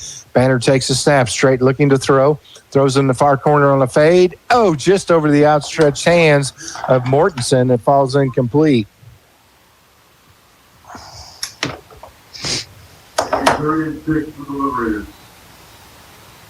Timeout. And the Bolivar calls the timeout with 11 seconds remaining. We'll keep it right here. Well, with 11 seconds in a timeout match, you still have time. You got 2 plays to take a crack at it, and then if you want to try to kick a field goal, depending on what the other play does, you can still do that. We got the best of both worlds here. And that play was open in the corner, just Banner overthrew him just a little bit. That was a pass last week that came up short and was intercepted in the end zone. But that pass, it wasn't maybe a couple of yards long, or it would have been a touchdown. He was there, yeah. And I really think the receiver didn't get turned on it just quite. If he had got turned just a tick quicker, he might have had a chance at it. He may not have tracked it as well as what he would have liked to have. He's going to have another chance, I'll bet. Bliss will go out to the far side. Mortensen will be out there as well. Polk and Gonzalez to the near side. Jackson on the right-hand side of Banner, trying to get in this south end zone here at Plaster Stadium with 11 seconds left in the half, sporting a 14-7 lead. They send Polk in motion from the near side to the far side. Banner takes a snap, looking near side, going through his progressions, now steps up, is going to run, crosses the 10-yard line, and dropped at the 8. Timeout. Did he get out? Timeout. He didn't get out. The Liberators get the timeout called with 3 seconds remaining. And so now you definitely are in the range of Mayberry. And we'll see. Looks like Jake's going to go out there. So, or you can take another crack at the end zone. I mean, it's kind of your choice. You're out of here. time.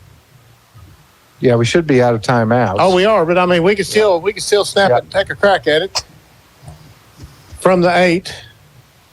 Ball spotted at the near hash at the 8-yard line. It's a good drive by the Liberators. I mean, we were we were on the 4-yard line. Yeah, we were down there in Death Valley deep, and man, 3 seconds on the clock. See what they come up with here. The kicker went into the huddle. See if he goes out. Nope, he's going to stay in, so we're going to go for it. Sut, you told me he drew a play up in the ground. Yes, he did. Early last week with he did. This might be the Florida special here. Mortensen, Bliss, and Polk all wide to the left, which is the wide side of the field. Gonzalez wide. Now they send Jackson in motion. And they fake the screen. They go on a little bubble inside to Polk, and he's going to be just short, about a yard short. And that's going to end the half. So after one half of play, it's Bolivar 14, Hillcrest 7. We're going to take a short break. We'll be right back with the Shelter Insurance halftime show. You're watching Bolivar Liberator football on MoSportsZone.com, listening on Your Country 99. In the market for furniture? Don't go to the big corporate stores in Springfield and pay their wildly inflated prices just for them to pay their big dividends to their New York City shareholders. Shop at your locally owned favorite, Hometown Furniture and Mattress, where we have made furniture affordable again. From budget to luxury, we have it all. Ask us about our financing made easy, no credit needed. Come see us today right here in Bolivar at 451 South Springfield Avenue next to Tres Amigos, or call us at 417-912-7681. Don't overpay, take home today. Drilling, the action of making a hole in something by boring with a drill. Sounds simple, right? Well, it's not, especially when it comes to water wells, geothermal drilling, and environmental monitoring. With over 20 years' experience, Jeremy McCarthy and his crews at McCarthy Drilling will have your project completed efficiently and effectively using state-of-the-art drill rigs. Don't leave your drilling to just anyone. Contact the experts at McCarthy Drilling in Halfway. McCarthy Drilling done right.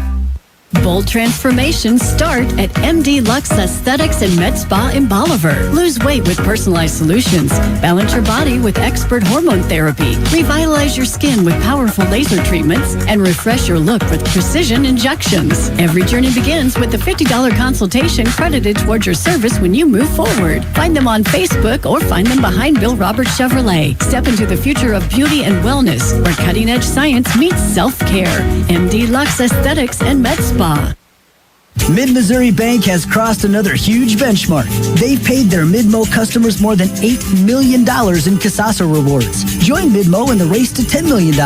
Get in on your share of the earnings today. Whether it's cash back on debit card swipes or a high interest rate on checking and savings account balances, Mid-Mo Bank pays you for the spending activity you're probably already doing. You deserve more for your money. How does more money sound? Open an account in minutes at openaccounts.midmobank.com. Mid-Missouri Bank. Member FDIC.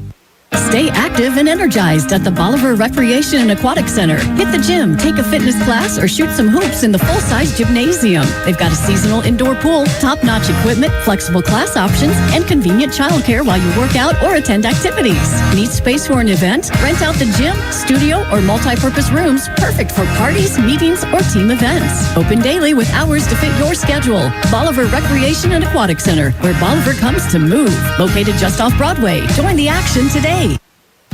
Welcome to Coral Supply in Bolivar. Coral Supply and Kubota have stepped up to get you the Kubota tractor you need. Like the L3902 package with box blade, brush hog, and 18-foot trailer. Bring home the Kubota L3902 package for 0 down, 0 APR for up to 60 months. Now through 9/30/25. See us or go to KubotaUSA.com for more details. At Coral Supply in Bolivar, we make it simple to buy a new Kubota tractor. Welcome back to Placer Stadium. It's halftime. That means it's a Shelter Insurance halftime show. Liberators up 14-7 over the Hillcrest Hornets after one half of play. We'll give you some scores while Clay compilates the stats. In the second quarter, it is Nixa 48, Waynesville nothing. No score from Seneca Mack County. At halftime, they were up 22-0 over Ava. Marionville 7, Sarcoxy nothing first quarter. Republic 21, Carthage 7 at half. Webb City 34, Willard 0 in the second quarter. Nevada 14, Cassville 14 at halftime. That's two state-ranked teams. That's a good ball game going on down in there, Class 3 and Class 4. Mountain Grove up 14-6 over Salem in the second quarter. No score from Lamar and Monette. Catholic up 7-0 over Buffalo first quarter reporting. Glendale 21, Ozark 14 in the second quarter. Lebanon up 15-3 over Kickapoo at the half. No score on Joplin and Neosho. Here you go, boys. Carl Junction 17, Branson 14, second quarter. Log Rock now up 46-0 over Marshfield in the second quarter. Mount Vernon and Parkview tied at 7. Stockton 25, Diamond 7 at the half. Fairgrove 28, Reed Springs 7 second quarter. Miller 7, Skyline nothing halftime. And those are, see if we can get a score on Poplar Bluff, West Plains, no score there. So there's your scores. We'll keep you updated. Clay, what do you got for halftime stats for us? All right, well, we'll go through some scoring here. I'll tell you what, it's been kind of exciting here. We've had some turnovers that we've converted into points and everything else. At 9:18, Bunn steps in front of the pass and intercepts one, takes the ball back to the 34-yard line, tipped by McCurry. At 7:26 to go in the first quarter, had an 11-yard pass play from Banner to Bliss on a run-pass option that he had. Jake Mayberry, new extra point kicker, came in this evening and kicked the point for good, 7-0. Liberators. Just before the end of the first quarter there, with 1:39 to go in the first quarter, Cyrus intercepts a pass in the end zone. He brings it out, only makes it out through the 5-yard line. We talked about him, might have had a little reminiscent from last week when he had that 97-yard return. Anyway, they held us, and then with 5 seconds to go in that first quarter, they were able to get back down the field and got themselves in scoring position before the end of the quarter. Through an 11-yard touchdown pass, their kick was good, not in the score at 7-7. Then in the second quarter, with just the first possession there, we had just moved right down the field, had an 11-yard run by Jackson. The kick was good, making it 14-7. That was all of the scoring in the first half. And how did we get to those right there? Passing game looking really, really good tonight. Banner is 10 for 13 with 147 yards with one touchdown on the evening. His main targets tonight is the newcomer to the offense, wideout Dorian Gonzalez with 3 catches. He's been targeted 3 times. He's caught all 3 of them for 65 yards. Cyrus Jackson has 1 catch for 3 yards. Evan Mortensen has 1 catch for 43 yards, which was a big, crucial catch right there that got us down into the scoring position on that last touchdown. Paul Bliss has caught 3 with the 11-yard touchdown pass with the 32 yards total. And Lucas Polk has 2 catches for 13 yards. Cyrus Jackson been the only ball carrier this evening besides Banner, and he has 11 carries with 1 touchdown of 11 yards, a total of 57 yards. Banner has 27 yards on 3 carries. So that's where we're at right now, Matt. Offensively, we've got some stuff going. We've shorted we've been with an extremely long field on 3 different possessions in a row, starting inside the 5-yard line there, I think. And we was only able to get out of one of those holes that we dug into, but it ended up resulting in some points there at the end of the game, or end of the half. Well, just got some breaking news. The girls' tennis team has won the district, the doubles team, so they will advance to the state tournament. Good. And that's good news for our Lady Liberator tennis team. We had Coach Rothsteiner on the coach's corner. What's that been, 3 weeks ago? 2 or 3. So another successful program for the Liberators. And this is the Shelter Insurance halftime show. And, of course, Craig Lehman, you know where he's going to be tomorrow, guys. I would think he's going to be in Columbia. He is probably there already, and I wish I was with him. Have the Tigers played on the road this year? No, they have not. They have not. They have not. Joining us, Mr. Mike Scott from Barges Pizza. You're supposed to be down there cooking pizzas, man. Well, my son let me come out to watch Milo's last home game, so this is the first one I've been able to make it out to, and boys look pretty good, kind of moving up and down the field at will, looks like. Well, just got to punch everything in. We've had some potential. And we should probably be up by another touchdown, but we've had 3 drives that started inside the 5-yard line. Right. That's hard to do. We got one all the way down to the 3 and just couldn't quite get in there at the end of the half. But we need to probably figure out something to stop their running game. They've been able to run the ball fairly well against us, but we have 2 interceptions on them, and just make some halftime adjustments and take home the W. Don't everybody talk at once. Well, I was just sitting there thinking. Mike said that Milo, his son, is the lineman for the Bolivar Liberators, and he said it's going to be the last home game. We're hoping that we might get one more if we can complete this game here tonight and take care of business next couple of weeks. Maybe even one of 2. It could be something that we could jump back up into that 4th slot. And that's that's the goal right now, and that's what we're shooting for. So hopefully it's not Milo's last home game for his junior year. He will be coming back as a senior. Well, with Marshfield getting handily beat by Log Rog, we should advance over them. One thing we don't need to happen is for Carl Junction to beat Branson. I mean, they needed them to take care of the Bulldogs. But, yep. Cheering for Branson. That's hard to do. But the Tigers have Alabama, and that is a big showdown. I believe the SEC channel is going to be there. Thought we might get College Game Day, but didn't quite get it. There's been a lot of hype about this game. I mean, the big key words right now is, if not this year, when.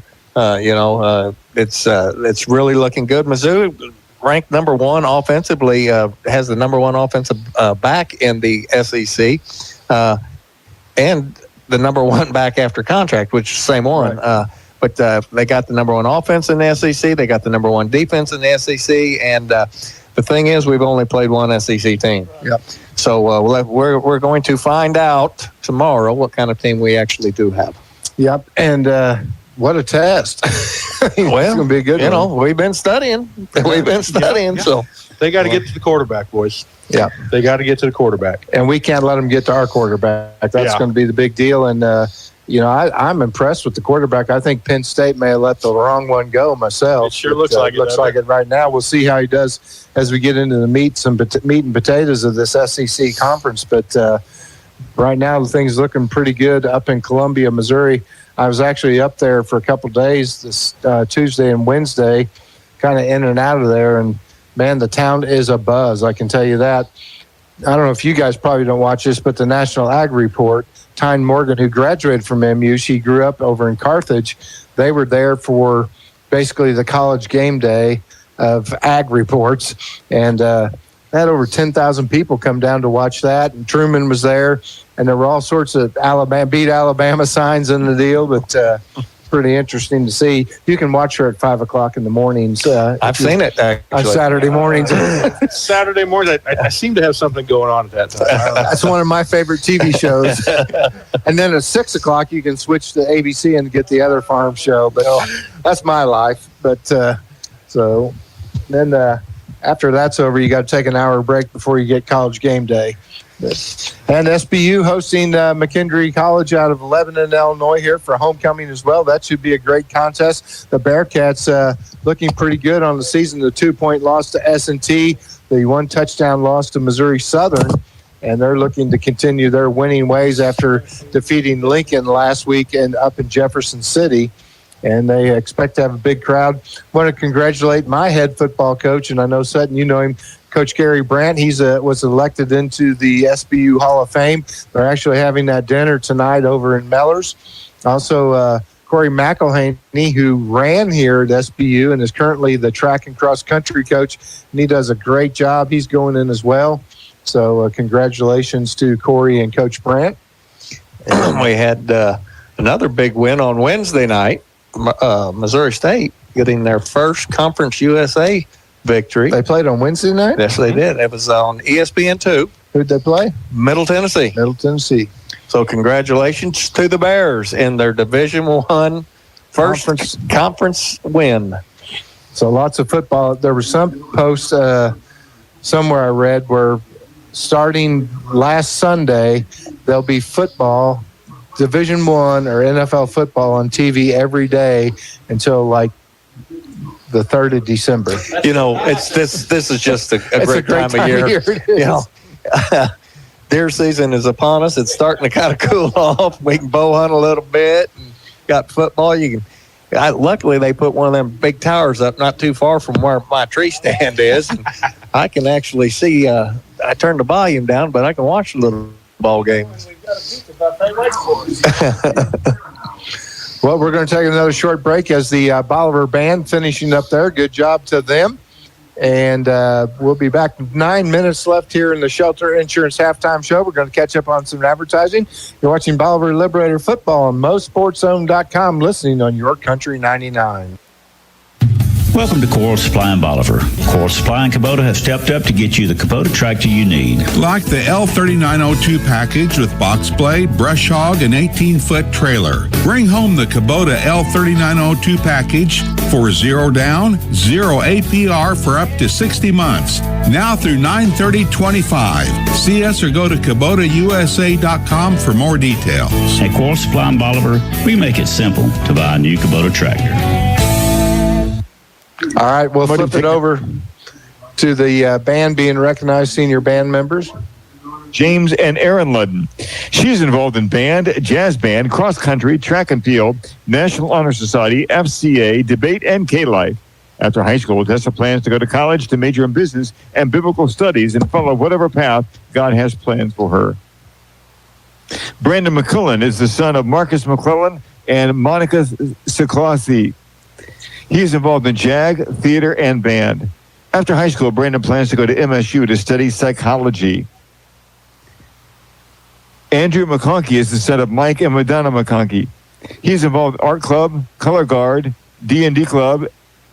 And after high school, Andrew plans to get his associate's degree with A+ at OTC and then transfer to Southeast Missouri State University to major in psychology. Our next senior is Dory McGree. She is the daughter of John and Maria Kallenbach. She is involved in band, theater, and National Honor Society. After high school, Dory plans to study music theory and composition. Sadie Reisner is the daughter of Sheena and Bradley Reisner. She is involved in tennis, swim, track and field, choir, concert band, National Honor Society, and History Bowl. After high school, Sadie plans to serve an 18-month mission, then go to BYU in Idaho to study music or biology education. Eileen Siegfried is the daughter of Dennis and Mealing Siegfried.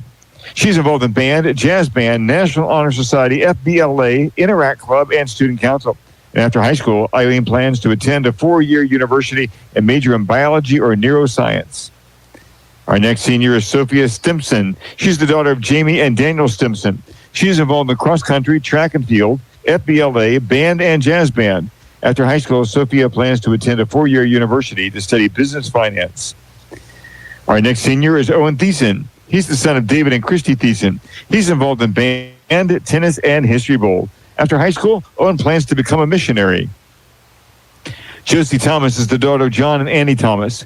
She's involved in tennis, swim, soccer, FCA, Interact Club, National Honor Society, Mentor Plus, chorus line, and band. After high school, Josie plans to attend a 4-year college, but is undecided on a major. Our next senior is Micah Thomas. He's the son of Jeff and Sarah Thomas. He's involved in band, jazz band, and SBU Wind Symphony.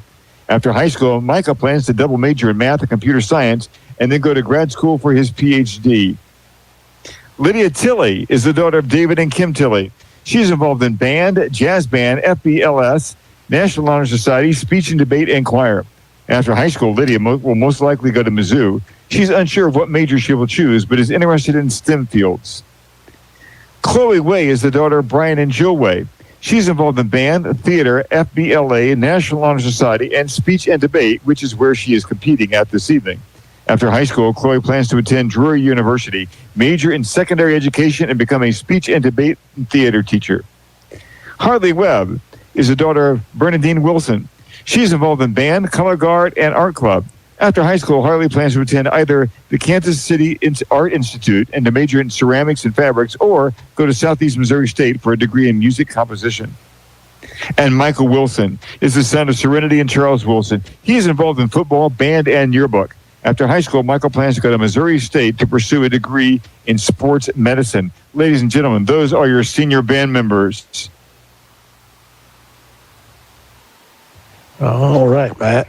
All right, we're back, and sorry we missed the first few band people. They didn't really give us much direction on where to go, but congratulations to all those people and their commitment to the Bolivar High School Marching Band. And now we'll send it back to the studio, catch up on our advertising. We got about 4.5 minutes left here in the Shelter Insurance Halftime Show as the Liberators get ready to take the field. You're watching Bolivar Liberator Football on MoSportsZone.com, listening on YourCountry 99. Transform your yard with Rovenstein Landscaping. They're dedicated to serving their customers with quality products and friendly service. Whether you're tackling your own project or you want to work with one of their expert designers to create the outdoor space you've always imagined, they're here to help every step of the way. They're fully stocked with everything you need. Just stop by 250 North Lemon Avenue in Bolivar, right behind Casey's General Store. Rovenstein Landscaping. Let's grow something great together. Roten Cleanworks. So what do? Let's make this simple. We stain and we clean.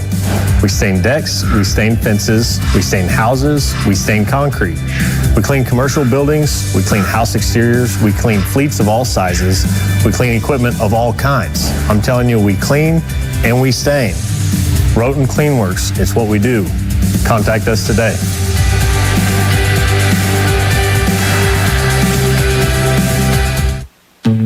At Shelter Insurance, we believe insurance should adjust to fit your needs.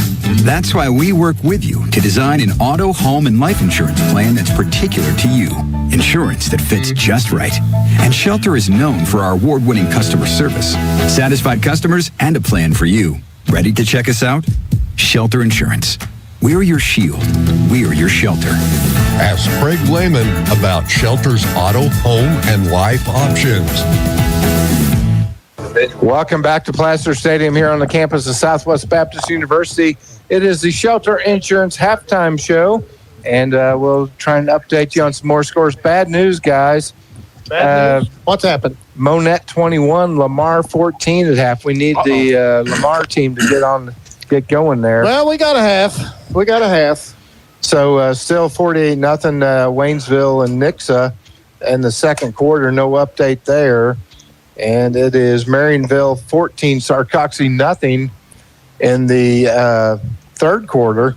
Republic 21, Carthage 7 at half. Webb City 48-0 over Willard at half. Nevada and Cassville knotted at 14 at the half. Monette 21, Lamar 14, we mentioned at half. Springfield Catholic up 34-7 over Buffalo.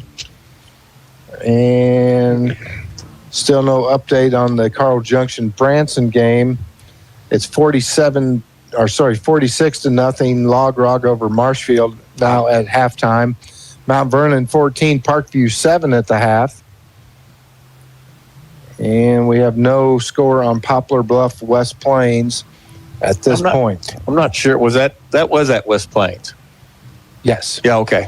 Oh my gosh, Camdenton has fallen dramatically. Columbia Hickman 42, Camdenton 28 in the second quarter. Have they won a ball game this year? I think they picked up one I think they got about one 3 or 4 weeks ago. Yeah, seems like they won that one. Yeah. They went 0 for 3, and then I think they won the fourth week and been losing since.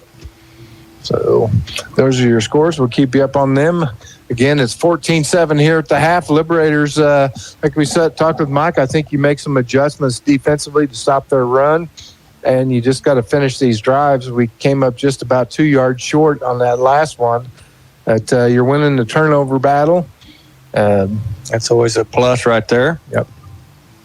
And our kicking game has looked pretty darn good. I was concerned about that. Too. I got to tell you, it's been a strength. I mean, he's punted the ball well. He's kicked it off where he needs to. 2 extra points. 2 extra points. Yeah. I think he could have made that field goal if they opted to go for it at the end of the game. I agree with you. I believe so. We may have to call on him in the second half of this game for that field goal, too. You just never know. Liberators going to get the ball first, which is a plus right here. I mean, boy, I'd love to stick it down right, take it right down, and stick it in the end zone. It would have been nice to have that extra one right at the. Right we there. talked about that would have been big. The middle eight. You take a 14-point swing. Yeah. In the first, say you keep the ball 6 minutes, drive in the second half, and score. You got a 14-point swing in about 7 minutes. That's pretty hard for a team to come back from. That's a back crusher and an attitude killer is what that would be. You bet. You bet. But you got to give it up. Hillcrest is. They're playing well. They're fighting. They're trying. They're playing well, and I tell you what, I like the way they're playing. They've got some talented individuals out there. They kind of shot themselves in the foot on their last drive, which gave the Liberators. Well, actually, they had a nice punt and we had a penalty, but they were moving, and then they got about 3 penalties in a row. I took them right out of it. I think they got 1 first down, so they ran about 3 plays to get that. But then they didn't get another first down, but they ran about 6 or 7 plays. And they were going the wrong direction. It was just loaded with penalties. Absolutely. So we got girls tennis going to state, girls golf going to state. I'd say we're going to have some cross-country kids going to state as well. I'd say we'll have a lot of cross-country kids going to state. A lot of stuff coming down here at the end of fall sports. Always a good time of year. Softball plays on the 15th. They play at Marshfield. And listen, they've got a chance to win that district. They got a shot to win that thing. I mean, I think Willard's the top seed in that, and they lost to Willard by a run in extra innings. So, I mean, that kind of tells you where they're at. So, hey, I went over last Monday night and watched the girls softball, and they playing Glendale. And I tell you what, it was really good game. I enjoyed it very much. So, a lot of enthusiasm on both sides. Yeah, those dugouts are just. It's high energy. It's a lot of energy. A lot of energy going. And it goes fast. I mean, they don't mess around. They're out for business now. Yeah, it's a good sport to watch. Really good sport to watch. Had a big crowd over there. It was senior night, so that was kind of special seeing that. They've got some talent. They've had some injuries, but you get that corrected or you get them back, and before you know it. District is really the only time you got to win. That's right. Everything points to district. Conference titles are nice, but district's where it's at. Exactly right. Well, I heard you mention SBU's homecoming this weekend, which will be a big deal here tomorrow. It'll be well attended. They've they always make a big deal out of it, and I'm really glad to see them honoring Coach Brand on that. Him and Rex Brown kept me in school here for 4.5 years. They kept me in school. So I would like to, I have already publicly thanked Dr. Brown. I would like to publicly thank Dr. Brand or Coach Brand for keeping me in school. Thank you. So I got to tell one on you, Sutton. I was talking to Penny Cloyd, whose son is grandson of Gary Brandt. Yep. And she said something. She said, Tony told her that you came up to him and said, listen, you got one get out of jail free. Anytime you call me, whatever. He said, did your grandpa got me through school? And he said, I'm going to give that to you. That is true. And I talked to him just recently, and I told him that was good until he was 21. He's past 21. And he told me, he said, I almost called you a couple of times. I said, I'd have come. All you had to do is call. So, yeah. Well, that's going to wrap up our Shelter Insurance halftime show. Thank you, Craig Lehman. Thanks and much. Thank you, Shelter Insurance. And we're going to kick off. Back deep to receive for the Liberators is going to be Shakir McCoy. He is a freshman, and they're going to probably onside kick. It's a little short blooper, and it's caught at the 45-yard line. Nice sliding grab there. Good play. That's Bliss. He was there for a reason, too. Yep. You know, Coach Clardy said they had to work on that, and they worked on it quite a bit this week, and you could tell. You know, 2 Father's Days ago, I'd gone to see my dad in Cape Girardeau, and I stopped in Kabul and had a visit with Coach Gary Brandt. Went to Dairy Queen. We had an ice cream cone. We talked for about 2.5 hours, and he told me the story. You know, I never knew this. He was an All-American linebacker at SEMO out of Kabul, and he told me his coaching resume and how he got here and how it all went down. Really, it was just a really great visit. And they hand off to Jackson. He gets cut off, goes back up the middle, though, and he picks up about 3 yards. He was getting ready to meet that same linebacker he met earlier. I think so.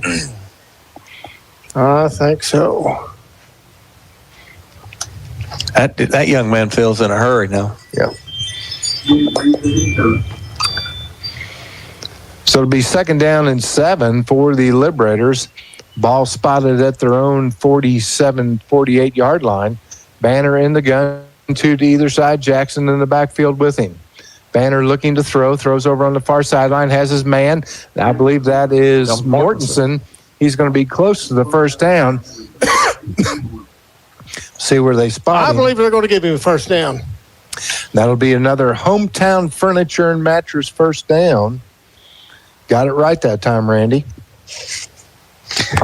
I just about went to a shooting match with Randy this past Wednesday. Shooting match? Oh, yeah, Clay. Yeah, Clay Pigeons. Yeah. Look forward to the invite next year. I wouldn't be able to make it this year, but... So 2 receivers either side for Banner. He's got Jackson in the backfield with him again. Now they send Polk in motion from the near side to the far side. They're going to hand off to Jackson. He runs behind Polk. He's got a hole. He's going to pick up about 5 yards on the carry, and the Liberators are matriculating. Yes, they are. That's what we need, boys. That's what we need. Started right back out. Still a good balance. Throwing the ball and running the ball. Still a good balance going on here. And the tempo's still pretty good. They picked the tempo up to come right back with the same formation. Banner looking to throws over in the far flats, has his man. That's Bliss. He's driven out of bounds at the 32-yard line, and that's another Hometown Furniture and Mattress first down for the Liberators with 10:44 left to play here in this third quarter, up 14-7. You know, they're having to give Bliss that much pad because he'll get by them if they don't. Quickly to the line of scrimmage they come. Banner takes a snap straight, looking to throws a little bubble screen on the far side. It's incomplete. Bliss couldn't break free from the defender and got there a little bit late.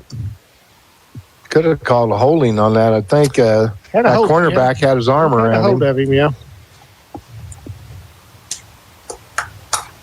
That stops the clock, and it'll bring up 2nd down and 10. From the Hillcrest 32-yard line. Now they send Mortensen in motion from the far side to the near side. Banner takes the snap, hands off to Jackson. He works to the far side, drives forward, picks up about 6 on the carry. And right now, guys, I'm thinking until they can stop that, you just stay with it. Yeah, I mean, 5-6 yards every time you're touching the ball right there. That's nothing but positives right there. They're going to give him a gain of 6, 3rd and 4. I'd like to let him see Banner run the ball a little bit. He's done a good job when he has run it, and they're not keying on him, that's for sure. Now they flip Pope from the near side to the far side, hand off to Jackson. He works to the far side. He's going to spin around, and he's going to pick up another Hometown Furniture and Mattress first down. 5 on the play, Matt. That's a good run by the young man. We'll see where they spot him. I may have spoke too soon. Yeah, it looks a little short where they're spotting him. Nope, they're moving the sticks. No, they are moving it. Good. I'm glad to see that. I had written it down already. Good. Has Randy moved into his new building? Yes, he has. Yeah, and the signage is up, I believe. I've been out of town for about 5 days. It seems like I don't know what the heck's going on in Polk County anymore. Banner from the gun, takes a snap, looking to throw. Has all kinds of time, now backs up. Flush from the pocket now, comes near side, throws across the middle. Incomplete. They say make the catch. He's saying he made it, and they are saying Polk got the catch. Well, they're going to talk about it for a second. It looks like he's going to give it to him now. Nope, now they're going to take it back. Your pass will be complete.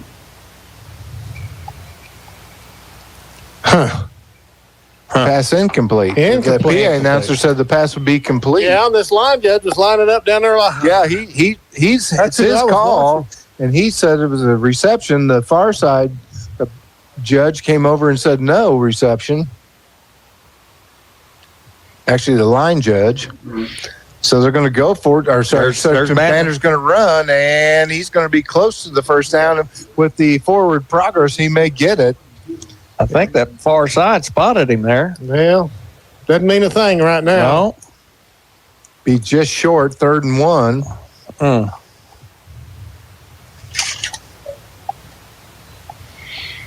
So 3rd down and a short 1 for the Liberators. Ball on the 22. And we've got 2 downs to get that first down. Sorry, ball on the 12 of the Hillcrest Hornets. 9:01 left to play. Bolivar looking to go up by 14.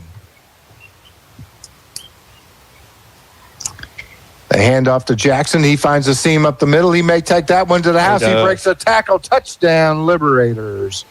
That's a Warwick Electric touchdown for Bolivar. And Jackson looked like he was stopped, but second effort, he gets it to the house. Once he broke through to that the line there, he had pretty easy sailing on in there. Had one on his ankles. Yeah, he had to get rid of him, and he did. Like a little Kelpie dog.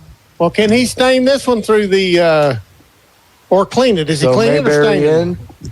This is that one was blocked, I believe it was. Yeah, I believe it was. So there will be no Roten Cleanworks extra point as Mayberry streak ends with the block.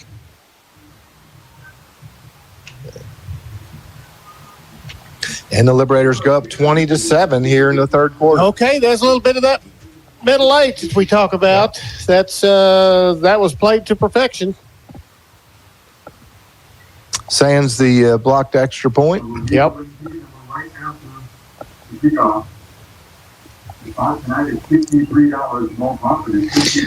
I still like the 2 scores.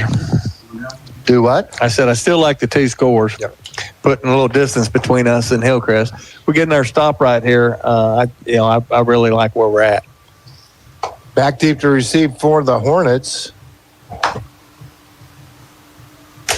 It's going to be Brandon Gunn on the near side. Over on the far side, some guy doing the dance. I would be surprised if they get the ball back that far, to be right honest with you. Xavier Garnett's over there doing the dance on the 10-yard line. Mayberry tees it up on the far hash at the 40. Little flare. We're going to go with the 4-1 formation. It's a squibber down the middle. It's off the hands of one person, off the hands of another, and finally falling on at the 29-yard line. And I liked it. He played that one pretty good, guys. I liked it a lot. Well done. He squibbed it down the middle very hard, and two people couldn't get a hold of it. So they'll have about 70 yards to go to get to touchdown. Let's see if the Bolivar defense can bow up here. I couldn't tell through this screen, but was it knuckling a little bit as it was going down through there? It seemed to be. It had some power and speed behind it as well, and kind of knuckling. We may have a real football player as a kicker here. Dang right. Because I'll guarantee you he's probably going to be playing on the offensive line next year. Or both the offense and defensive line. Skelton brings the troops out. He will have Garnett behind him. A lot of people moving there. Yeah, that was way off. False start. Legal procedure. Legal procedure called against Hillcrest. First and 15 for Hillcrest. So that'll move him back 5 yards, 1st and 15.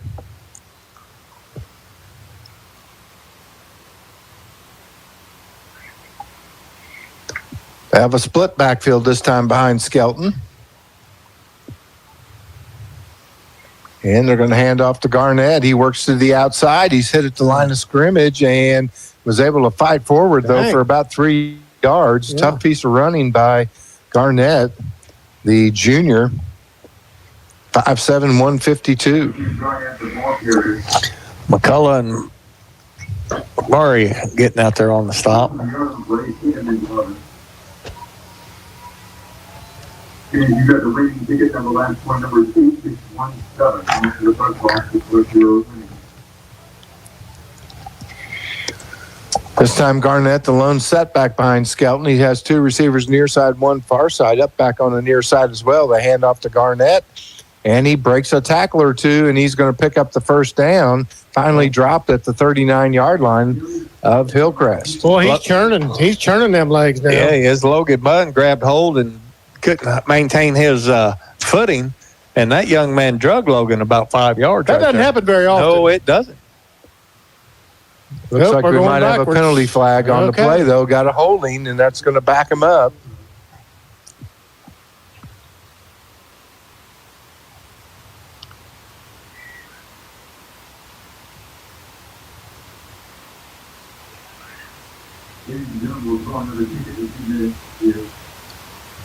Bring up 2nd and 11 now. 2nd and 11 with 7:52 left.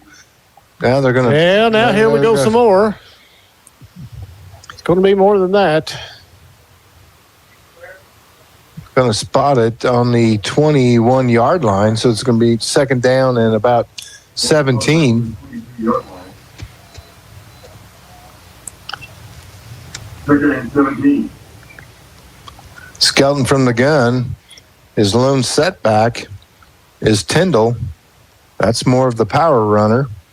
And they're going to pitch it to him, sweep near side. He cuts it back in, and he's hammered. McCurry got him. Somebody else stood him up, and McCurry nailed him.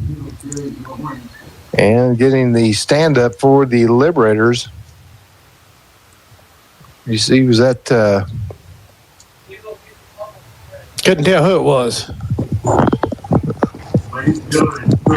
Tell you what, when McCurry comes in there, he's committed to hitting hard. So 3rd down now and 17. No gain on the play. They bring Garnett back in. He'll be standing in front and just to the near side of Skelton. Trips to the far side. Skelton flushed to the far side, looking to throw. Throws it deep downfield, and it's incomplete. Pass broken up by Braden. Oh, that's Gonzalez. And Hillcrest will be forced to punt from deep in their own territory.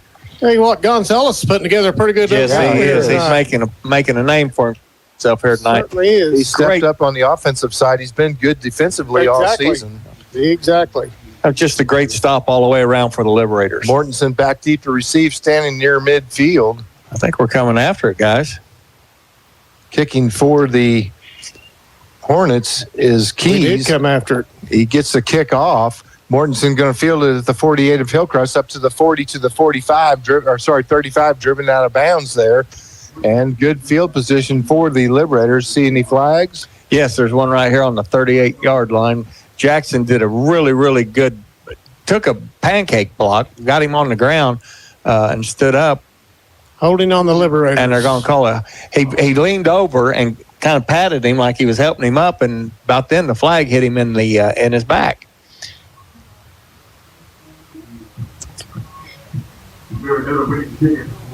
A flag on the 39-yard line, so they'll move it up to the 49. And Coach Clardy asking him what was the call. Oh. They say he threw him to the ground. He hooked him. Well, I've seen quite a bit of that. Huh? I've seen quite a bit of that from the other side a time or two. Yeah, I actually thought it was a pretty good block out there. So the drive still starts at 6:39 in Hillcrest territory. Still in good field position. Bliss, Gonzalez, and Mortensen all go wide to the left. Jackson alone setback with Banner in the gun. He's on the left side of Banner as well. They fake the handoff to him. Banner swings over, throws it out on the far flats, and making the grab. I believe that's Polk. Nope, that's Gonzalez. Be a pickup of about 4 or 5 yards. Give him 4. Short or long 3, short 4. It'll be second down and 6 or 7 yards for Bolivar. Young man's had 4 targets tonight, and he's caught every one of them. Polk will be the up back near side. 2 receivers near side, 1 far side. The handoff to Jackson. He works to the far side. He's hit at the line of scrimmage, falls forward, picks up maybe a yard. And the Liberators will be looking at 3rd and 5 here in the third quarter. Need to move the sticks now, boys. Yes, we do. We've got an injured Hornet on the play. Yep, sure do. That's one of their bigs. He's not getting up. Nope. He's on his knees with his head down. Looks like it might be a right arm injury. Now he gets to his knees. The injured player is Cornelius Nolan, 5'10", 257-pound guard. Kind of a stinger. He's kind of shaking that arm out. Oh. There's something stinging on him. I'm not sure what it is, but he's been stung. The Hornet has been stung. Oh, just a wordsmith, aren't you? Ain't that the truth? All right, 3rd down and 6 for the Liberators. They're ready to go. Trips near side, Gonzalez, Mortensen, and Bliss. Polk in the traditional tight on the far side. They hand off to Jackson. He comes near side. He's got to cut it back up the middle, and he's going to pick up maybe a yard, but he'll be well short of the first down. And the Liberators will be forced to punt with 5:55 remaining in the third quarter from the Hillcrest 44-yard line. Maybe. Might be a good time to run a fake punt, guys. What do you think? We ain't run our punter out there yet, have we? We haven't run the punter. Might be a good time to run a play. Banner's back there with him is Who's that 31? Coven Parks. Yep. Banner going to throw.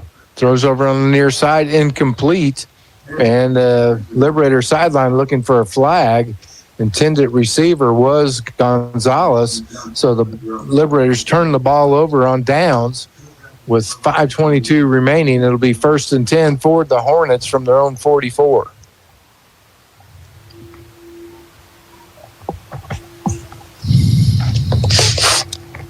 All right, defense. Need to step up again here. Garnett's been able to run a little bit here in the second half, but penalties have hurt the Hornets. It certainly hurt that last drive. They had a first down, were moving the ball, and then they started going backwards. I think they've done that last couple drives they've had. Yep. They've really shot themselves in the foot.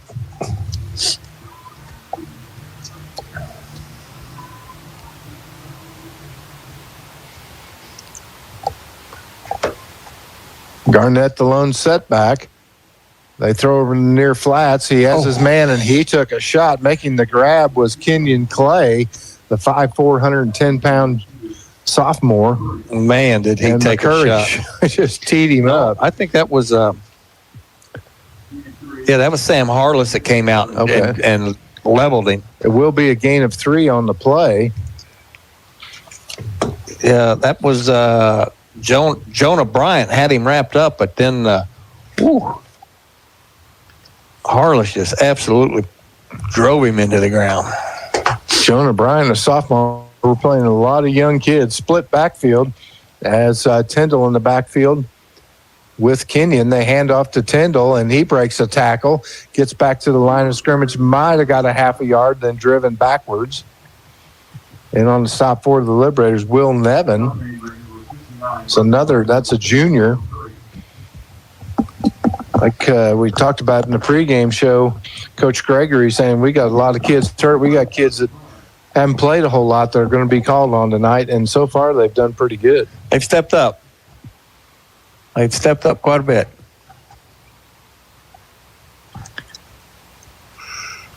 I think if we stop them here, we're going to punt the ball back to us. Skelton in the pistol. One back with him. Boom. And he's sacked. Ball loose. Pope picks it up. He can take it to the house. He's got to beat one man. He makes a good cut. He's going to take. He's dropped from behind at the 4. Lucas Polk picks up the ball, advances the fumble about 40 yards, and the Liberators are going to be looking at 1st and goal to go from the 2 with 3:42 left to play here in the third quarter. Big defensive play right there by Bolivar. Huge. Put a star by that one, Mr. Meyer. I've got it down. Polk done everything he could possibly do to get that in the. He was a 1 step short. Yep. But he made the right cut. He was going as good as he could. 1 step short. Well done, Polk.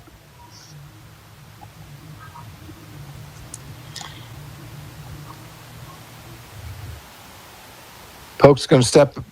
He's up back. Now he flips over. Now he steps up under center. They're going to let him score the touchdown, and he takes it to the house. Touchdown, Liberators. That's a Warwick Electric touchdown for Lucas Polk. Now will they go for 2, or they bring Mayberry out to kick the field goal? That's a good question. With a freshman, I'm not sure. With a freshman that just got one blocked, I would like to bring him back out there and let him kick. In the backfield is Coven Parks. They're going to go for 2. Now they flip Williamson, the tight end. They bring him out, put Mortensen back in. Polk will be lined up wide to this near side. 12 seconds on the play clock. They're going to have to get something going. Trips to the far side. Down to 3 seconds. Going to have to call timeout. They get the play off. They throw over in the far flats, and it's Polk. Good. He got in. Polk got in on the 2-point conversion. That is Polk, isn't it? Yep. No, it's not. It was number 1. I think there is a flag on the play, though. Bliss. Yeah, that's Bliss. Isn't that a 5? Bliss? Yeah. Looks like the flag's going to be against Hillcrest. Yeah, that was Bliss. So Bliss gets the 2-point pass, and Bolivar goes up by 21, 28-7. Okay, breathe easy, Bolivar. Breathe easy. All right, we'll update you on some scores. Knicks at 48, Waynesville 7 in the third quarter.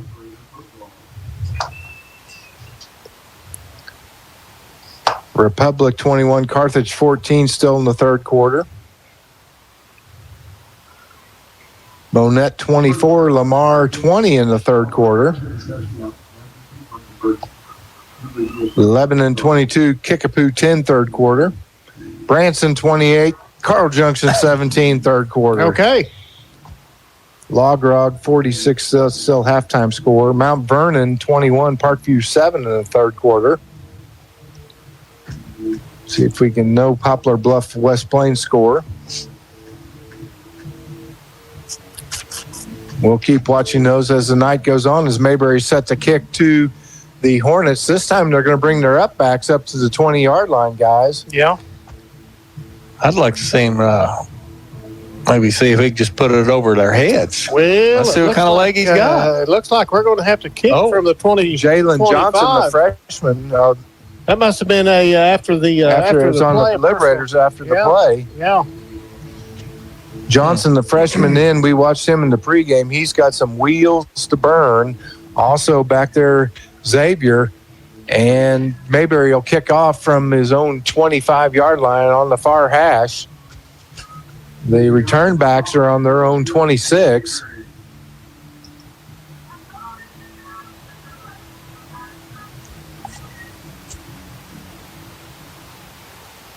Mayberry with the squibber down the middle, and Garnett picks it up at the 30 to the 35 to the 40, and finally dropped at the 47-yard line. So a 17-yard return by Hillcrest on the kick. They'll take over 1st and 10 there with 3:32 left to play here in the third. All in all, from the 25, that wasn't bad. Nope, really wasn't. He got a real good kick. It just skirted all the way down the middle right there. And we had some good coverage downfield, but ran by the ball carrier. The young man made a couple left to right moves pretty quick there, and tell you what, they're so fast and quick anymore. It's just hard to keep up.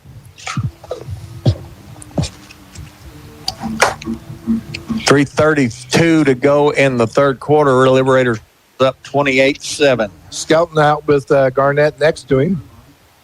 One receiver near side, two to the far side. Up backs on the near side as well. Takes the snap, fakes the handoff. Skelton going to run himself. Crosses midfield and dropped at the 46-yard line. It'll be a gain of 7 for the junior quarterback.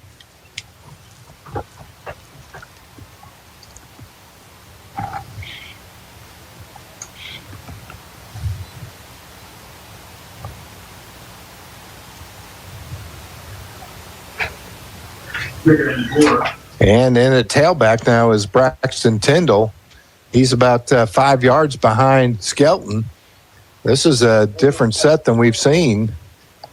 Now they send the man in motion from the far side. They hand off to, they're going to run the option. And he pitches to the receiver that came in motion. He'll pick up the first down. That was Kenyon Clay on the carry, and that was a nicely executed option play, guys. Yes, it was. Will Nevin with the stop over here near the sideline. Skelton ran it to perfection. He got across the line of scrimmage when he finally got a man to commit on him. He pitched to Kenyon, and they get a first down. It'll be 1st and 10 from the Liberator 39-yard line.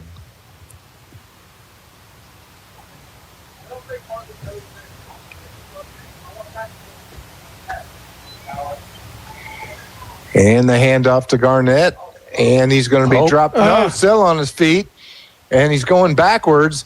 Now he's switches direction. He's going to get across the line of scrimmage, finally driven out of bounds at the 34-yard line. It'll wind up being a gain of about 7.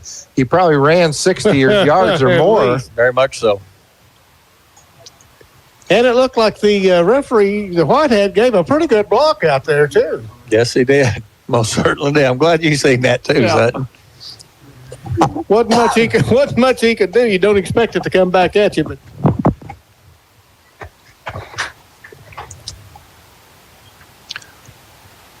So Tyndall back in. He's in the deep I. And they're going to hand it off to him. He comes near side, powers into a would-be tackler. He's going to be close to the first down. That's number Bunn was on 32, the tackle. Jonah Bryant. About a yard short, looks like. So it'll bring up 3rd down and 1 for the Hornets with 2:03 left to play here in the third quarter. Don't forget, after the ball game, Barge's Pizza Buffet, all the pizza you can eat plus a drink for $14. You can go down there. We need to tell Big Mike to learn how to put that on the replay. They can watch the game over. Watch the game over, yeah. Well, we can critique ourselves. Same formation for the Hornets. They hand off to Tyndall. He's going to pick up the first down and then some as he gets up to the 22, still on his feet, crosses the 20. Blowing the whistle. And surely got to blow the whistle at some point. Actually, he just turned around and was asking the ref to blow the whistle. He was. He was wrapped up, and he was moving the wrong direction, and the whistle should have been blown then. It's going to be a first down regardless. It'll be 1st and 10 from the 22. Oh, they're moving it back a little bit now. It looks like 23. Hornets trying to get back into this game. 1:19 left in the third. They could jump right back in here with a score. Garnett's back in. He's on the near side of Skelton from the pistol. Skelton looking to throw, and he's going to be sacked at the 35-yard line. There's Colton again. And making this job is Jonah Bryant, 32. Jonah Bryant, a sophomore. And they're going to spot him at the 36-yard line. Loss of 13. And that's a big play right there. Big play.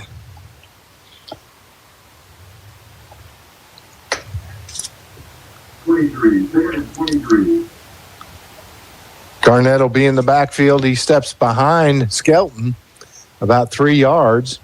Skelton pitches to him to the far side. He gets it upfield, turns the corner. Going to have a penalty flag holding. Garnett dropped at the 25-yard line, but it's going to come back. The penalty flag lays on the 39. Oh, it's holding on the Liberators.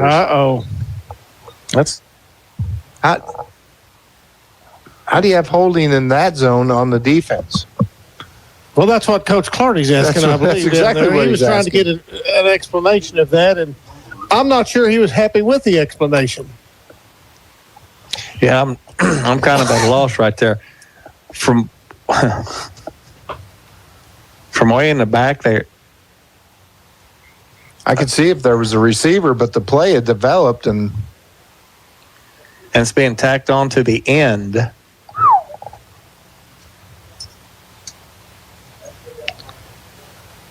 Well, that changes things. Yeah. Yeah, that's going to put the Hornets in the red zone. The ball's going to be spotted. Coach is going to take a timeout. He wants an explanation. I believe he's going to get a little bit of an explanation here. I think it's mainly to talk to the officials. Well, the white hat's being smart. He's running away. He's going to go pick his flag up at the 40. 15 seconds left in this quarter. It's going to be 2nd down and 2 after the penalty. It was 2nd down and about 37 before the penalty. And now it's 2nd and 2. Wow, that's a big difference right there.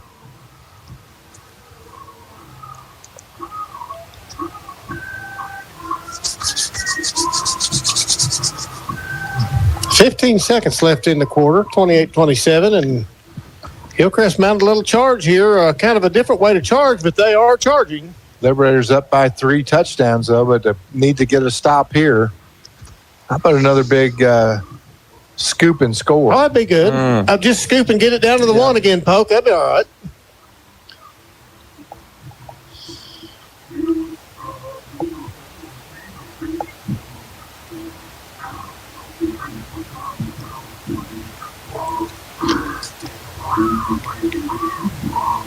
The white hat having a word with Skelton and Garnett.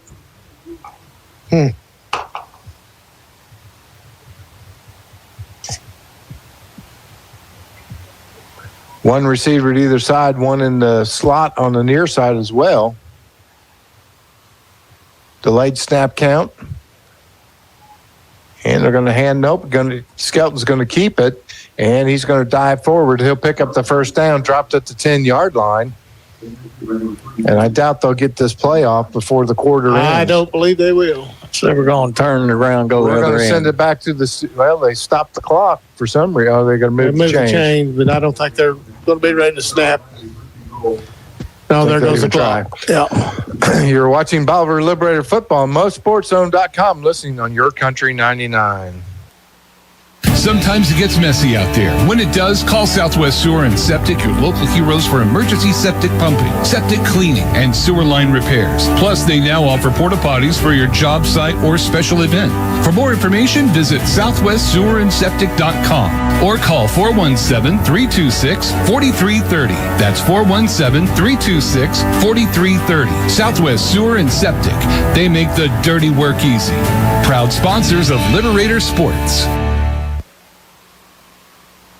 You know what they say, if you want something done right, do it yourself. Well, that's great, except when it comes to electricity. Better call Warwick Electric, locally owned and operated since 2005. Warwick offers all types of electrical service, both commercial and residential, using top quality materials and following current electrical codes. They're fully insured and licensed, so you can trust them with your electrical needs. Don't do it yourself. Call Warwick Electric today at 417-327-3674. At Animal Care Clinic, they're not just another veterinary clinic. They're your pet's best friend. Their team, led by Doctors Levin and Lindsay Roten, offer top-notch care for all animals, big and small. From intensive care and checkups to pet supplies and grooming, they've got it covered. Keep your furry friend healthy and happy. Schedule an appointment today at animalcarebolivar.com. That's animalcarebolivar.com. Animal Care Clinic. Their name says it all. To fourth quarter action, they hand off up the middle, and he's going to get to the 5, then driven backwards. The Liberators come out with the ball. Oh, that time he blew the whistle, apparently. Let's see where they spot him. They're the 5, 6. See about the 6 or 7. Maybe the 7, yep. So it'll be second down and goal to go for the 7 for the Hornets. Come on, Liberator defense. Bow up here and let's get this turnover or stop. It'll be 4 down territory for the Hornets. That'll be for sure. Garnett in the backfield with Skelton. Skelton going to pitch to Garnett on the outside, and they're going to stop him short of the goal line, run him out of bounds at about the 3-yard line. So third and goal to go from the 3. There is a flag on the play, though. I thought it that could be a hold right over there. Well, pretty easy against which way? Yeah.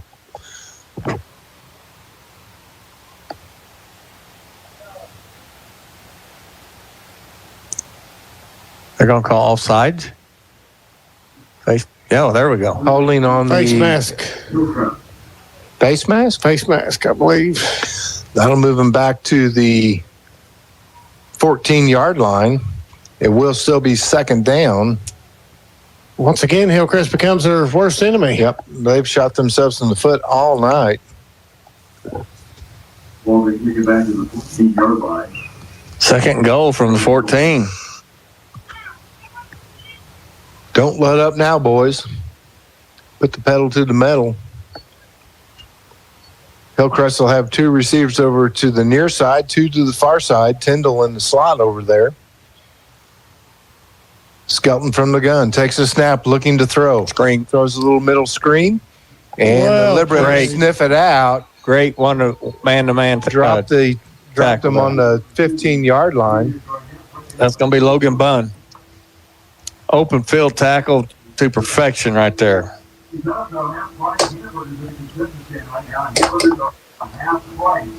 Ooh. So third down and goal to go from the 15-yard line. Skelton trying to get Garnett set. He's got trips over to his left, one receiver to the right.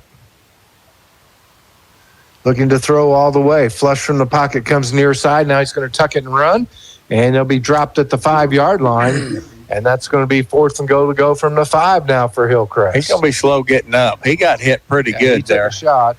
9:50 and counting in the ball game. Finally, Skelton up. A little bit wobbly. The official helps him up.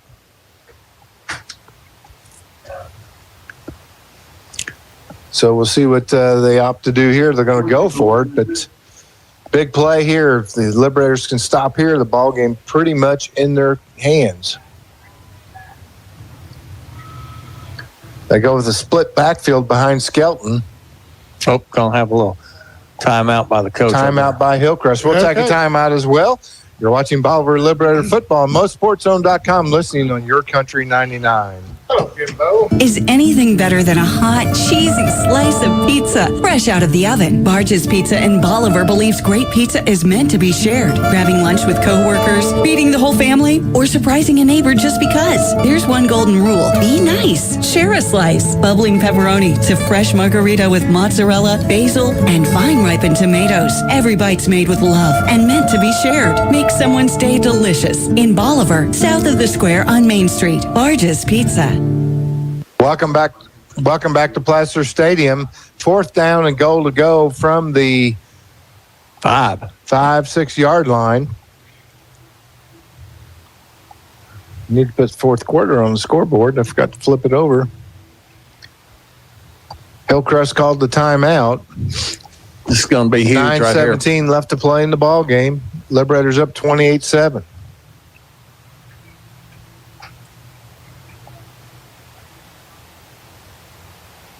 You know, they read that option play a while ago and had got some pretty good yardage on it. And now Skelton having a word with Tyndall and Garnett. They're split behind him. It's going to be a counter, I think. And they're going to fake the handoff. He's going to throw and nowhere to go. Great pressure by the Liberators. They're going to get the ball back 1st and 10 from their own 5 yard line. Good job by the defense. They sniffed that out and put a lot of pressure on the quarterback. He had to get rid of the ball when he wasn't near ready to, but he had to get rid of that ball. So Bolivar takes over on downs. Now we just need to matriculate about 95 yards, punch it in, and go home. In 9 minutes and 12 seconds. Go to Barge's Pizza and have some pizza. Exactly. I'm really looking forward to that tonight. I hope they got the Buffalo hot wing pizza. Surely Big Mike will have one for me. He's pretty good at taking care of you. He knows you're going to be there. We're missing a player. We finally get him in there. Parks in the backfield with Banner. 2 receivers near side, 2 far side for the junior. Throws over in the far flats to Poke. He started to run before he had the ball. There was a lot of green grass. There was so much. He was going to have to make a move on one man right there, but, buddy. They were in man coverage, and the field was spread, and he had one man to beat. Yeah, and he was deep off of him, too. Yeah. He was probably 8 yards, yeah. Woo. So it'll be 2nd down and 10. He'll dream of that one several times in his life. He could have taken that thing to the house because, like I said, they were in the man. He just had his man to beat. And now they throw to the far sideline, incomplete. Throwing that one away, I think. Yep. And it's going to be 3rd and 10. Stops the clock at 9 minutes. We're not matriculating, and we're not keeping the clock moving here. We're not getting out of that end zone area either. And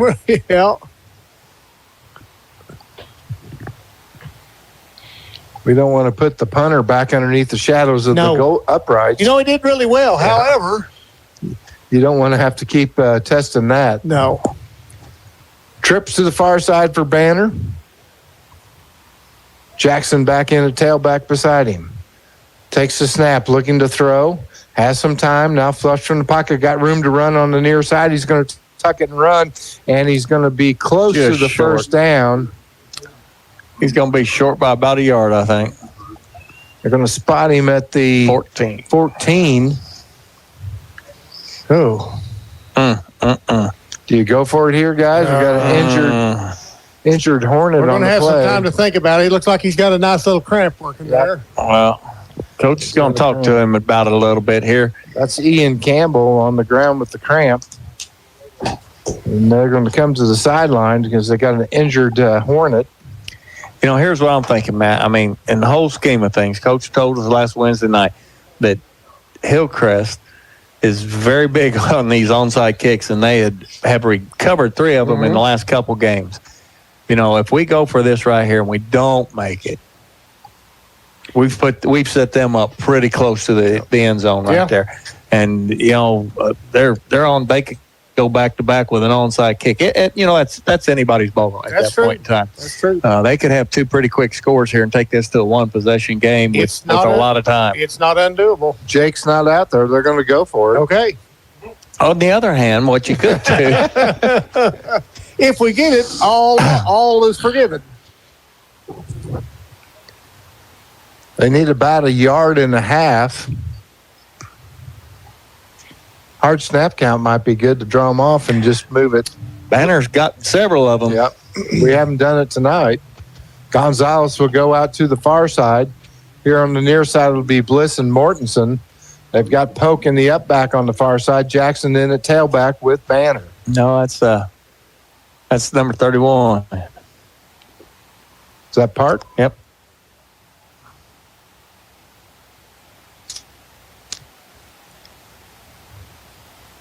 Now Pope comes in motion, then goes back, steps up under center. He's going to push it forward, and he's going to get it. And then some. Breaks free and crosses the 25-yard line.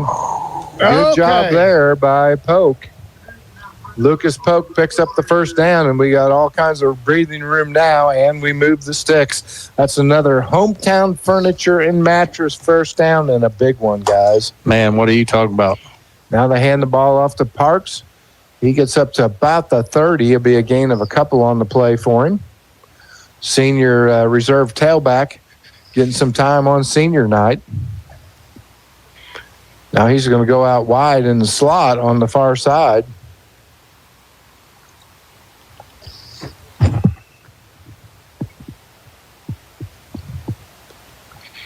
Empty backfield. Banner takes a snap, throws in the middle, finds Lucas Polk. He's dropped at the 35-yard line. He'll be just short of the first down. It'll bring up third down and short. Polk's getting some good numbers. Yep. Wound up tonight as well, both ends of the field.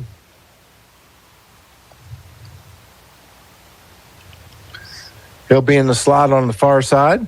Gonzalez wide out there. Bliss on the near side, along with Mortensen. Parks the setback with Banner. Whoa. High snap count came early. Banner just had to try and catch it, see if he can make something out of it. He turns it upfield, crosses the 30, driven out of bounds at the 31-yard line. Big loss. And that's going to be a loss of 5 on the play. I want to tell you right now, he's got some good reaction. He went up high and very fast to get that ball. And secured it. And really saved him about 8 yards by getting the run. Now Jake's going to be in to punt at 4th down and 6. At least he's got a little breathing room back there now. It's going to be Tyndall and Campbell back to receive. He dropped the punt. He has to fall on it. They're going to get the ball at the 17-yard line. So a big turn of events for Hillcrest. They're going to have a 1st and 10 from the Liberator 17-yard line on the muff punt attempt.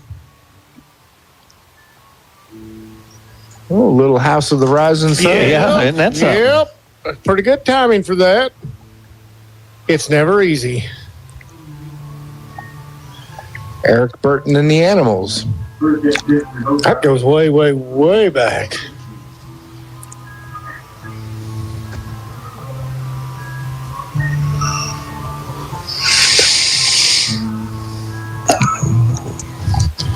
Well, we need to hold. All right. Garnett in the nope. That is not going to be Garnett. That's going to be Kenyon Clay. And the hand off to Clay goes up the middle, and he takes a shot. Picks up about 3 yards on the carry, though. It's number 26 for the Liberators. Get to my sheet here real quick. That would be Caden Jump. All right.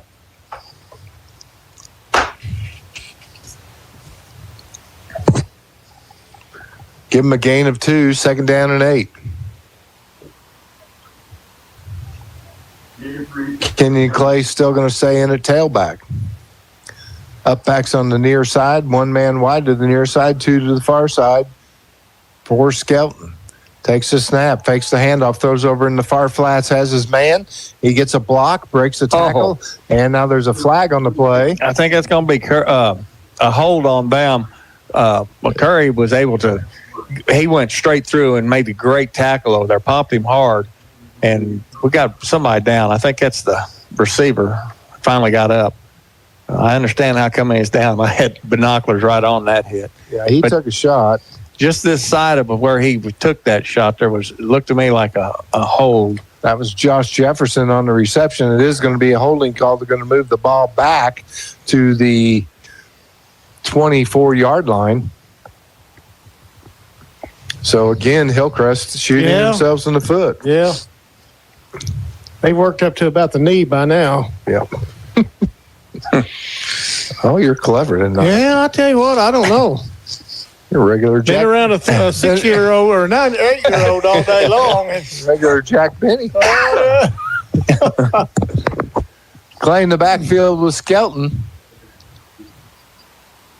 Skelton going to throw. Throws over in the near flat, has his man. He's immediately dropped. Great coverage on the play by Will Nevin as he brings down Stephen Jones. And a gain of about 3 on the play. Third down now and 13 for Hillcrest. 6:16 left in the ball game. 28-7 in favor of the Liberators.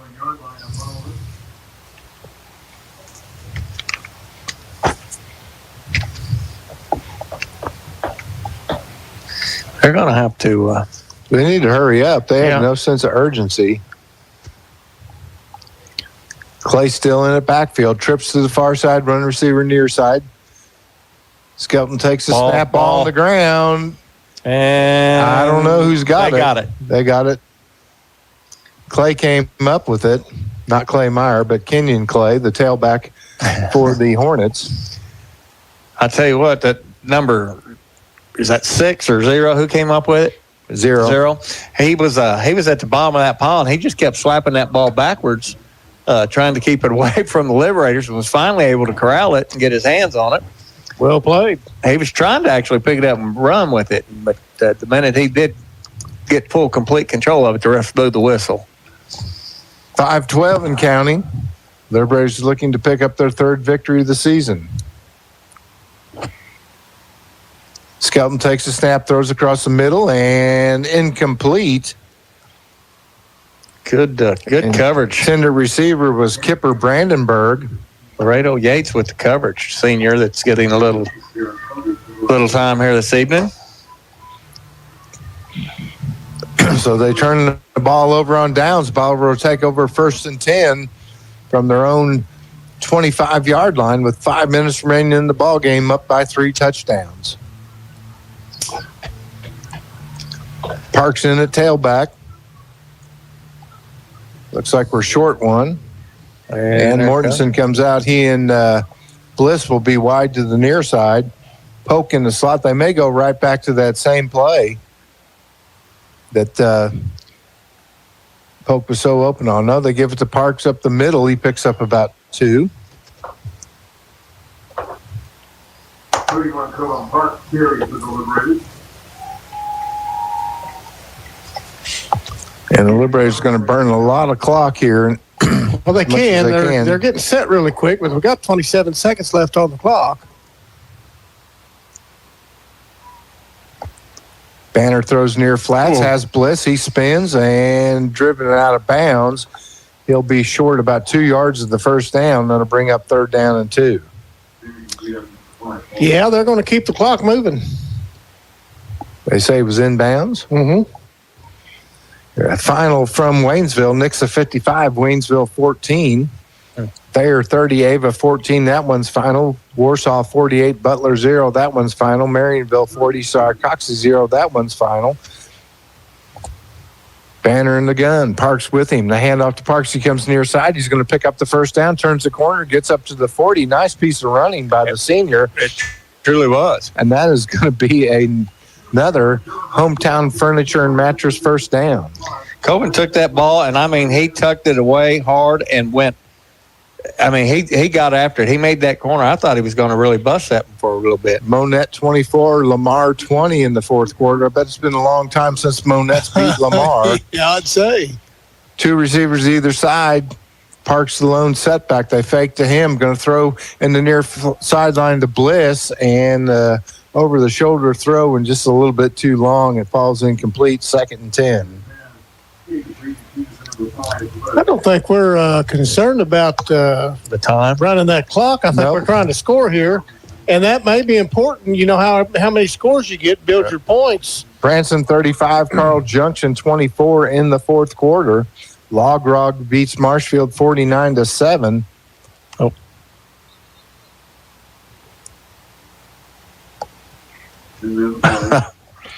Guess we had a little equipment malfunction.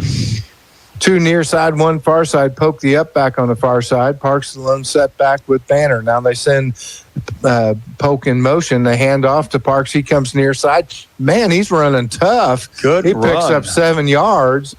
He turned the corner, and I like what he's doing, guys. He's got two hands on the ball, and he's running full steam ahead. No doubt about it. There's a young man. He's wanting to get down there. He's wanting a little shot, maybe. He wants to get in the end zone. 3rd down and 4. Hand off to Parks again. He picks up another hometown furniture and mattress first down as he gets down to the 45-yard line. Good job for the young man.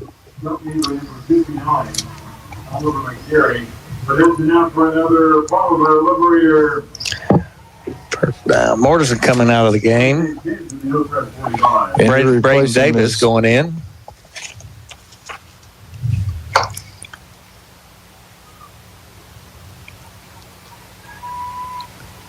And the handoff to Parks again. This time he's walloped, but he still is able to fall forward and get past the original line of scrimmage.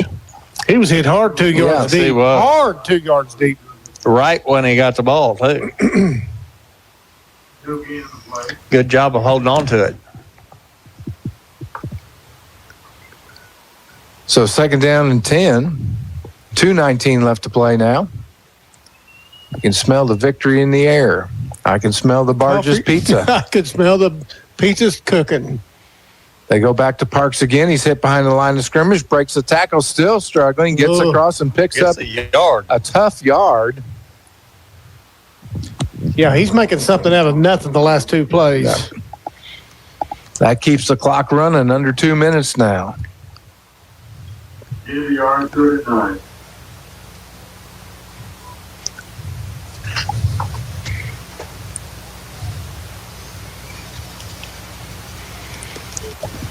18 on the play clock, 1:35 on the game clock.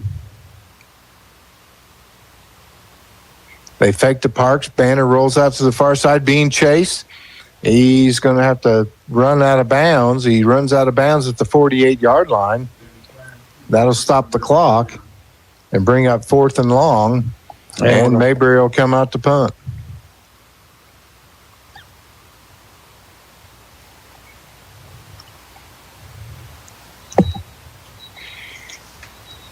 So we dropped the last snap. Let's see what we get done here.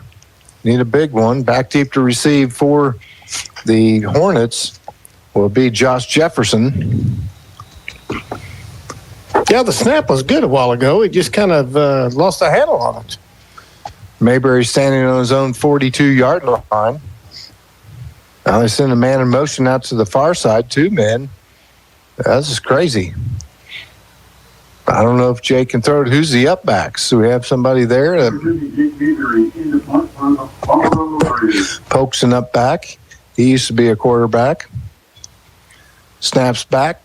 Kick is off. It's a high end-over-end kick. Failed catch called for at the 15, nice. And that's where they'll take over. 1st and 10. Good kick. Got that moon coming up over there, Suddy. About a 30-yard kick. Yep, it's yes, we do. Got a little bit of the upper edge trimmed off. Not quite a full moon, but it is. Boy, it's been beautiful the last week or so. That it has. That it has. Of course, you and I, we're all three, pretty partial this time of year. Mm-hmm. But that was a beautiful moon. Thursday morning walking, I believe I could have read a newspaper at 5 o'clock in the morning from that moon. Well, you probably got a tan, I'd say, while you were out there. I was able to see the skunks. Anybody else having skunk problems? Oh, yeah. Yes, very much so. Oh, my gosh, they're everywhere. And I got a little black and white dog, and I look up, and I go, what's she doing up? Oh, my gosh, and I'm trying to call the dog so they don't see the dang skunk and get sprayed, and me sprayed, and everything else. Yeah, it can turn south in a hurry with the dog and a skunk. And the quarterback late to get in. He'll be in the pistol, one man behind him. And the whistles blow. We got something, flag on the play. Had one of them skunks get my son-in-law and both the dogs when he was walking home from my house to his house, making That's not a very long walk either. 167 yards from my front door to theirs. Well, my neighbor's got two in his whistle in front of his house. I've got one living underneath my feed shed. And then there's two living underneath one of my whistles on the farm and another one in the next whistle. Time for a skunk hunt. Yep. You guys got any? I've not ever been a big skunk hunter, but I might need some help. Time out. Yeah, count me in. I'm in hip deep, baby. Put me in. All right, what do we got going now? Timeout Bolivar. We'll take a timeout as well. We'll send it back to the studio. You're watching Bolivar Liberator Football on MoSportsZone.com, listening on Your Country 99. Black Rock Arms has the best deal in town for guns, ammo, optics, knives, camping supplies, and so much more. Whether you're stocking up for the range or prepping for your next adventure, Black Rock Arms delivers quality and savings. Located right next to the movie theater in Bolivar, it's the go-to spot for all things tactical and outdoor. Visit in person or explore their full selection online at blackrockarms.com. Black Rock Arms, your pawn shop patriots, and where adventure meets firepower.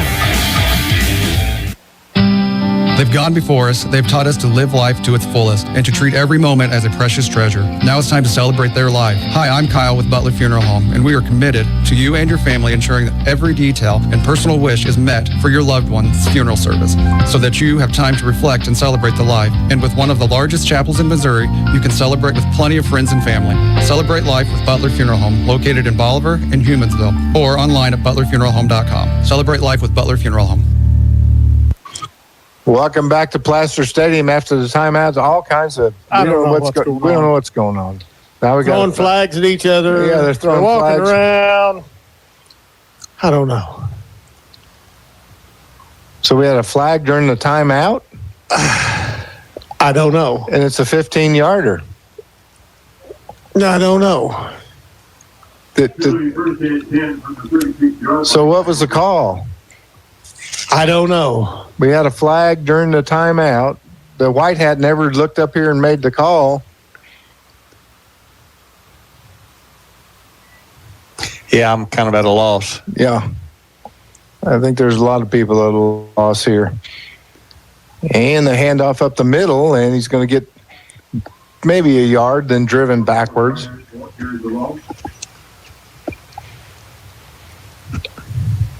Got another final. Carthage comes back and beats Republic 30-28. Holy smokes.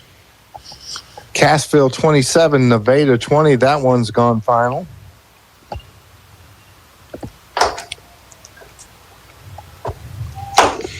From the gun. Hillcrest hands off up the middle, and he's going to dive forward. New runner in there for them. That's Philip Gardner. He's a freshman, 6 foot 168. 33 seconds left in the ball game.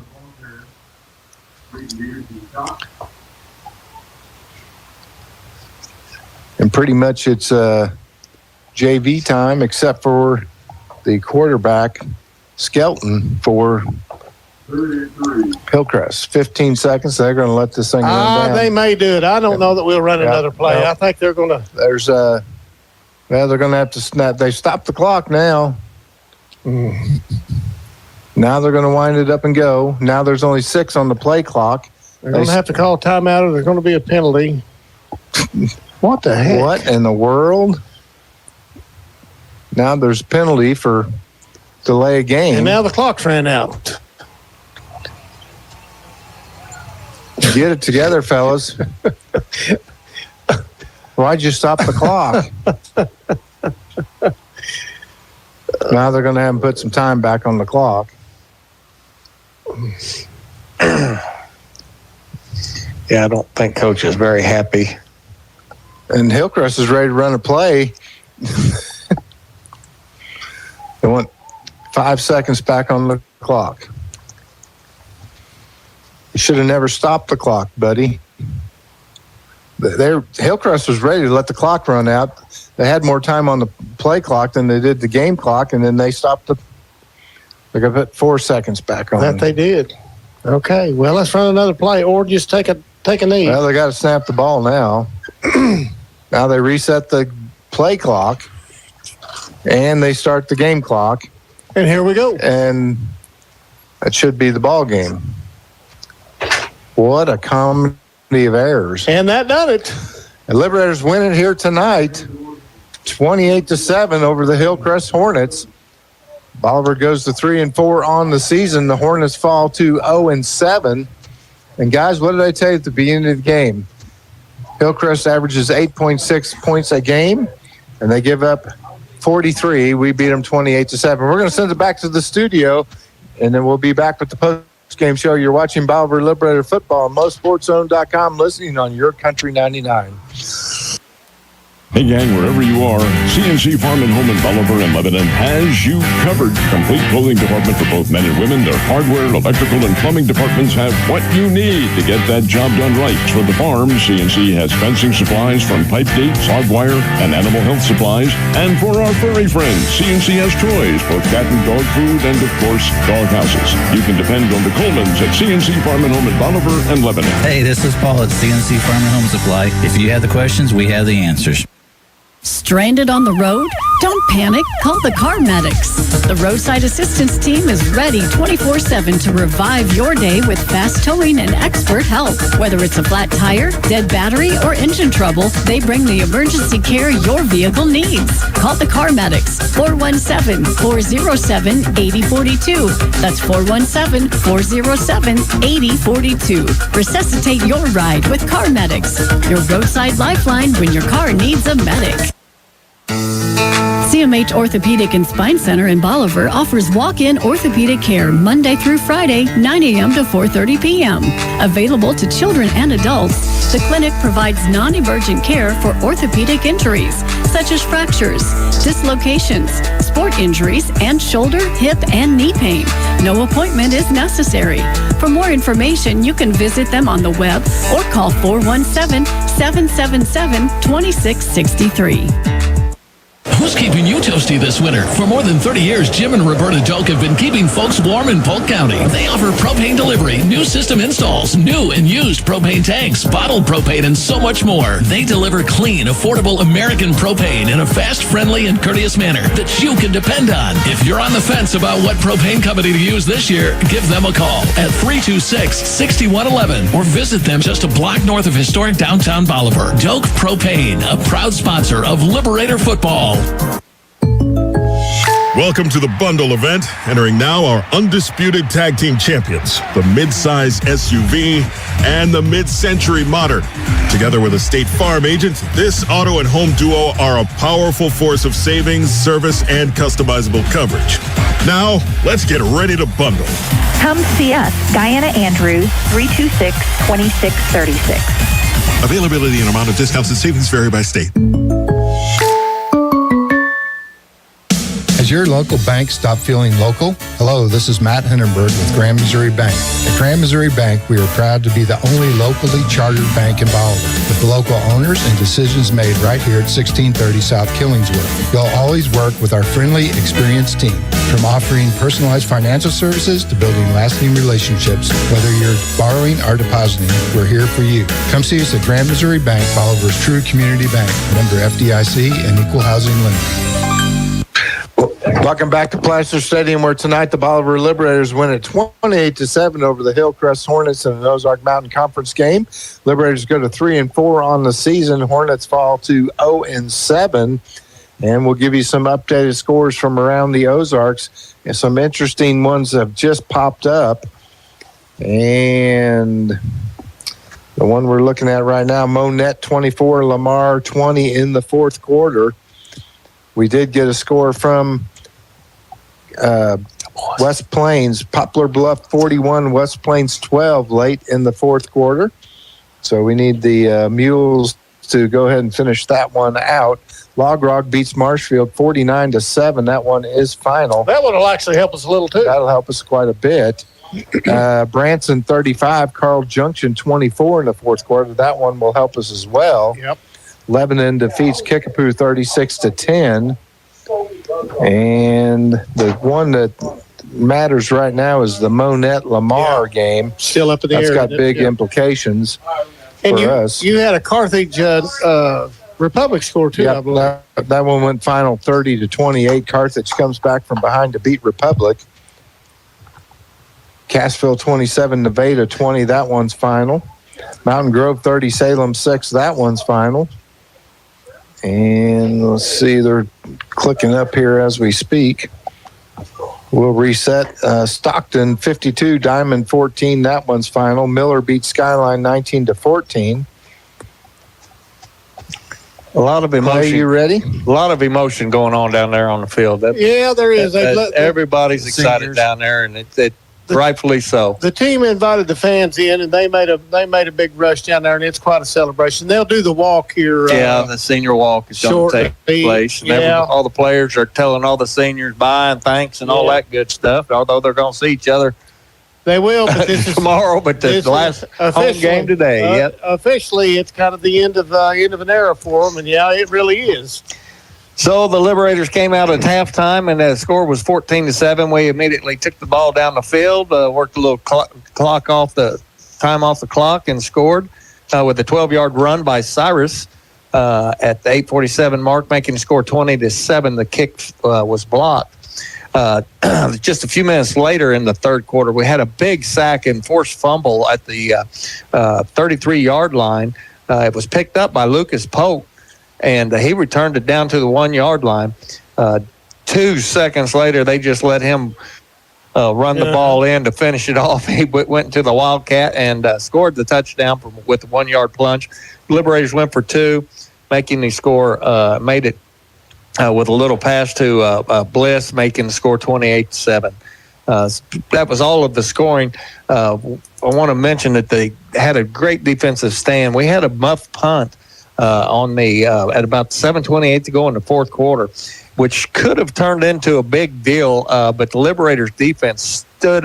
They recovered the ball on the 17-yard line, and the Liberator defense just bowed up and wouldn't break right there and held them, made them turn the ball over on down. So I thought was a pretty good deal for the Liberators. Totals tonight, Chapel Banner was 15 for 25, throwing the ball for 175 yards with 1 touchdown. His target for that touchdown was Paul Bliss, who had 1 catch on the night for 6 catches for 47 yards with the 1 touchdown. Lucas Polk had 3 catches tonight for 18 yards. Evan Mortison, 2 catches for 50 yards. Cyrus Jackson had 1 catch for 30. The newcomer to the offense, Gonzalez, Dorian Gonzalez, 4 catches for 69 yards. So good job for that young man, getting a little taste of the offensive side of the ball here tonight. Chapel had 6 rushes for 42 yards. Lucas Polk had 2 carries for 13 yards with 1 touchdown. Cyrus Jackson had 18 carries for 90 yards and 2 touchdowns. And the other senior, Coben Parks, coming in off relieving Jackson there a little bit, comes in with 7 carries and got 25 hard-earned yards. The young man was running tough and running hard. Good to see him out there. And that's going to do it on the scoring and the stats there, Matt. Well, we got an update. Lamar 27, Monette 24, so the Liberators catch a break there. Also, final now, Branson 35, Carl Junction 32. So it worked out real well on those 2 games that we were waiting on. Let's see if we got a final from West Plains. Still fourth quarter, but it's 41-12, so going to be pretty hard for the Zizzers to get back. So Bolivar should move up in those district standings, and hopefully we can get it's a start. You bet it's a start. That's what we said things had to. We had to win, and some people had to lose, and so far it's gone our way. Most importantly, we got to win. We got to win the next 2 weeks. Yeah. You darn sure got to win 1 out of 2 of those. If we could win 1 out of 2, we'd have a really good shot, I think, to get up into that 4th spot. And it is important to host these games in districts. No doubt. I mean, it means a lot. And when you get into districts, anything can happen. So the team above you, unless you're sitting in the in the 4 spot, you get a home game, and you're going to go to 1 because they're getting the bye. So, but I seen Coach Clardy head this way, but then he got pulled back into the crowd by a bunch of pretty happy seniors. Yeah, I can imagine that. So I don't think he'll be coming up this evening. Well, don't forget to go to Barge's Pizza. It's $14 for all the pizza you can eat and your drink. We'll be there Wednesday night with the Coach's Corner. I'll be back on location. And great win here tonight for the Liberators, 28-7 over Hillcrest. We're going to be traveling to Carl Junction next week, and they took the loss to Branson tonight, a close one, 35-32. But that's a team that Parkview beat Branson too. I mean anything can go. Anything can happen. That's exactly Hopefully, these Liberators can get healthy, guys, and we can maybe get a couple good wins here down the stretch. Wind up going in around 500, and you see the seniors on their walk. And we don't think we're going to get Coach Carty, so we will end it. That's going to wrap it up for us here tonight. Matt Hindenburg for Sutton Medley, Clay Meyer, and Ken Otto saying so long, and thank you for watching Bolivar Liberator Football on MoSportsZone.com, listening on Your Country 99.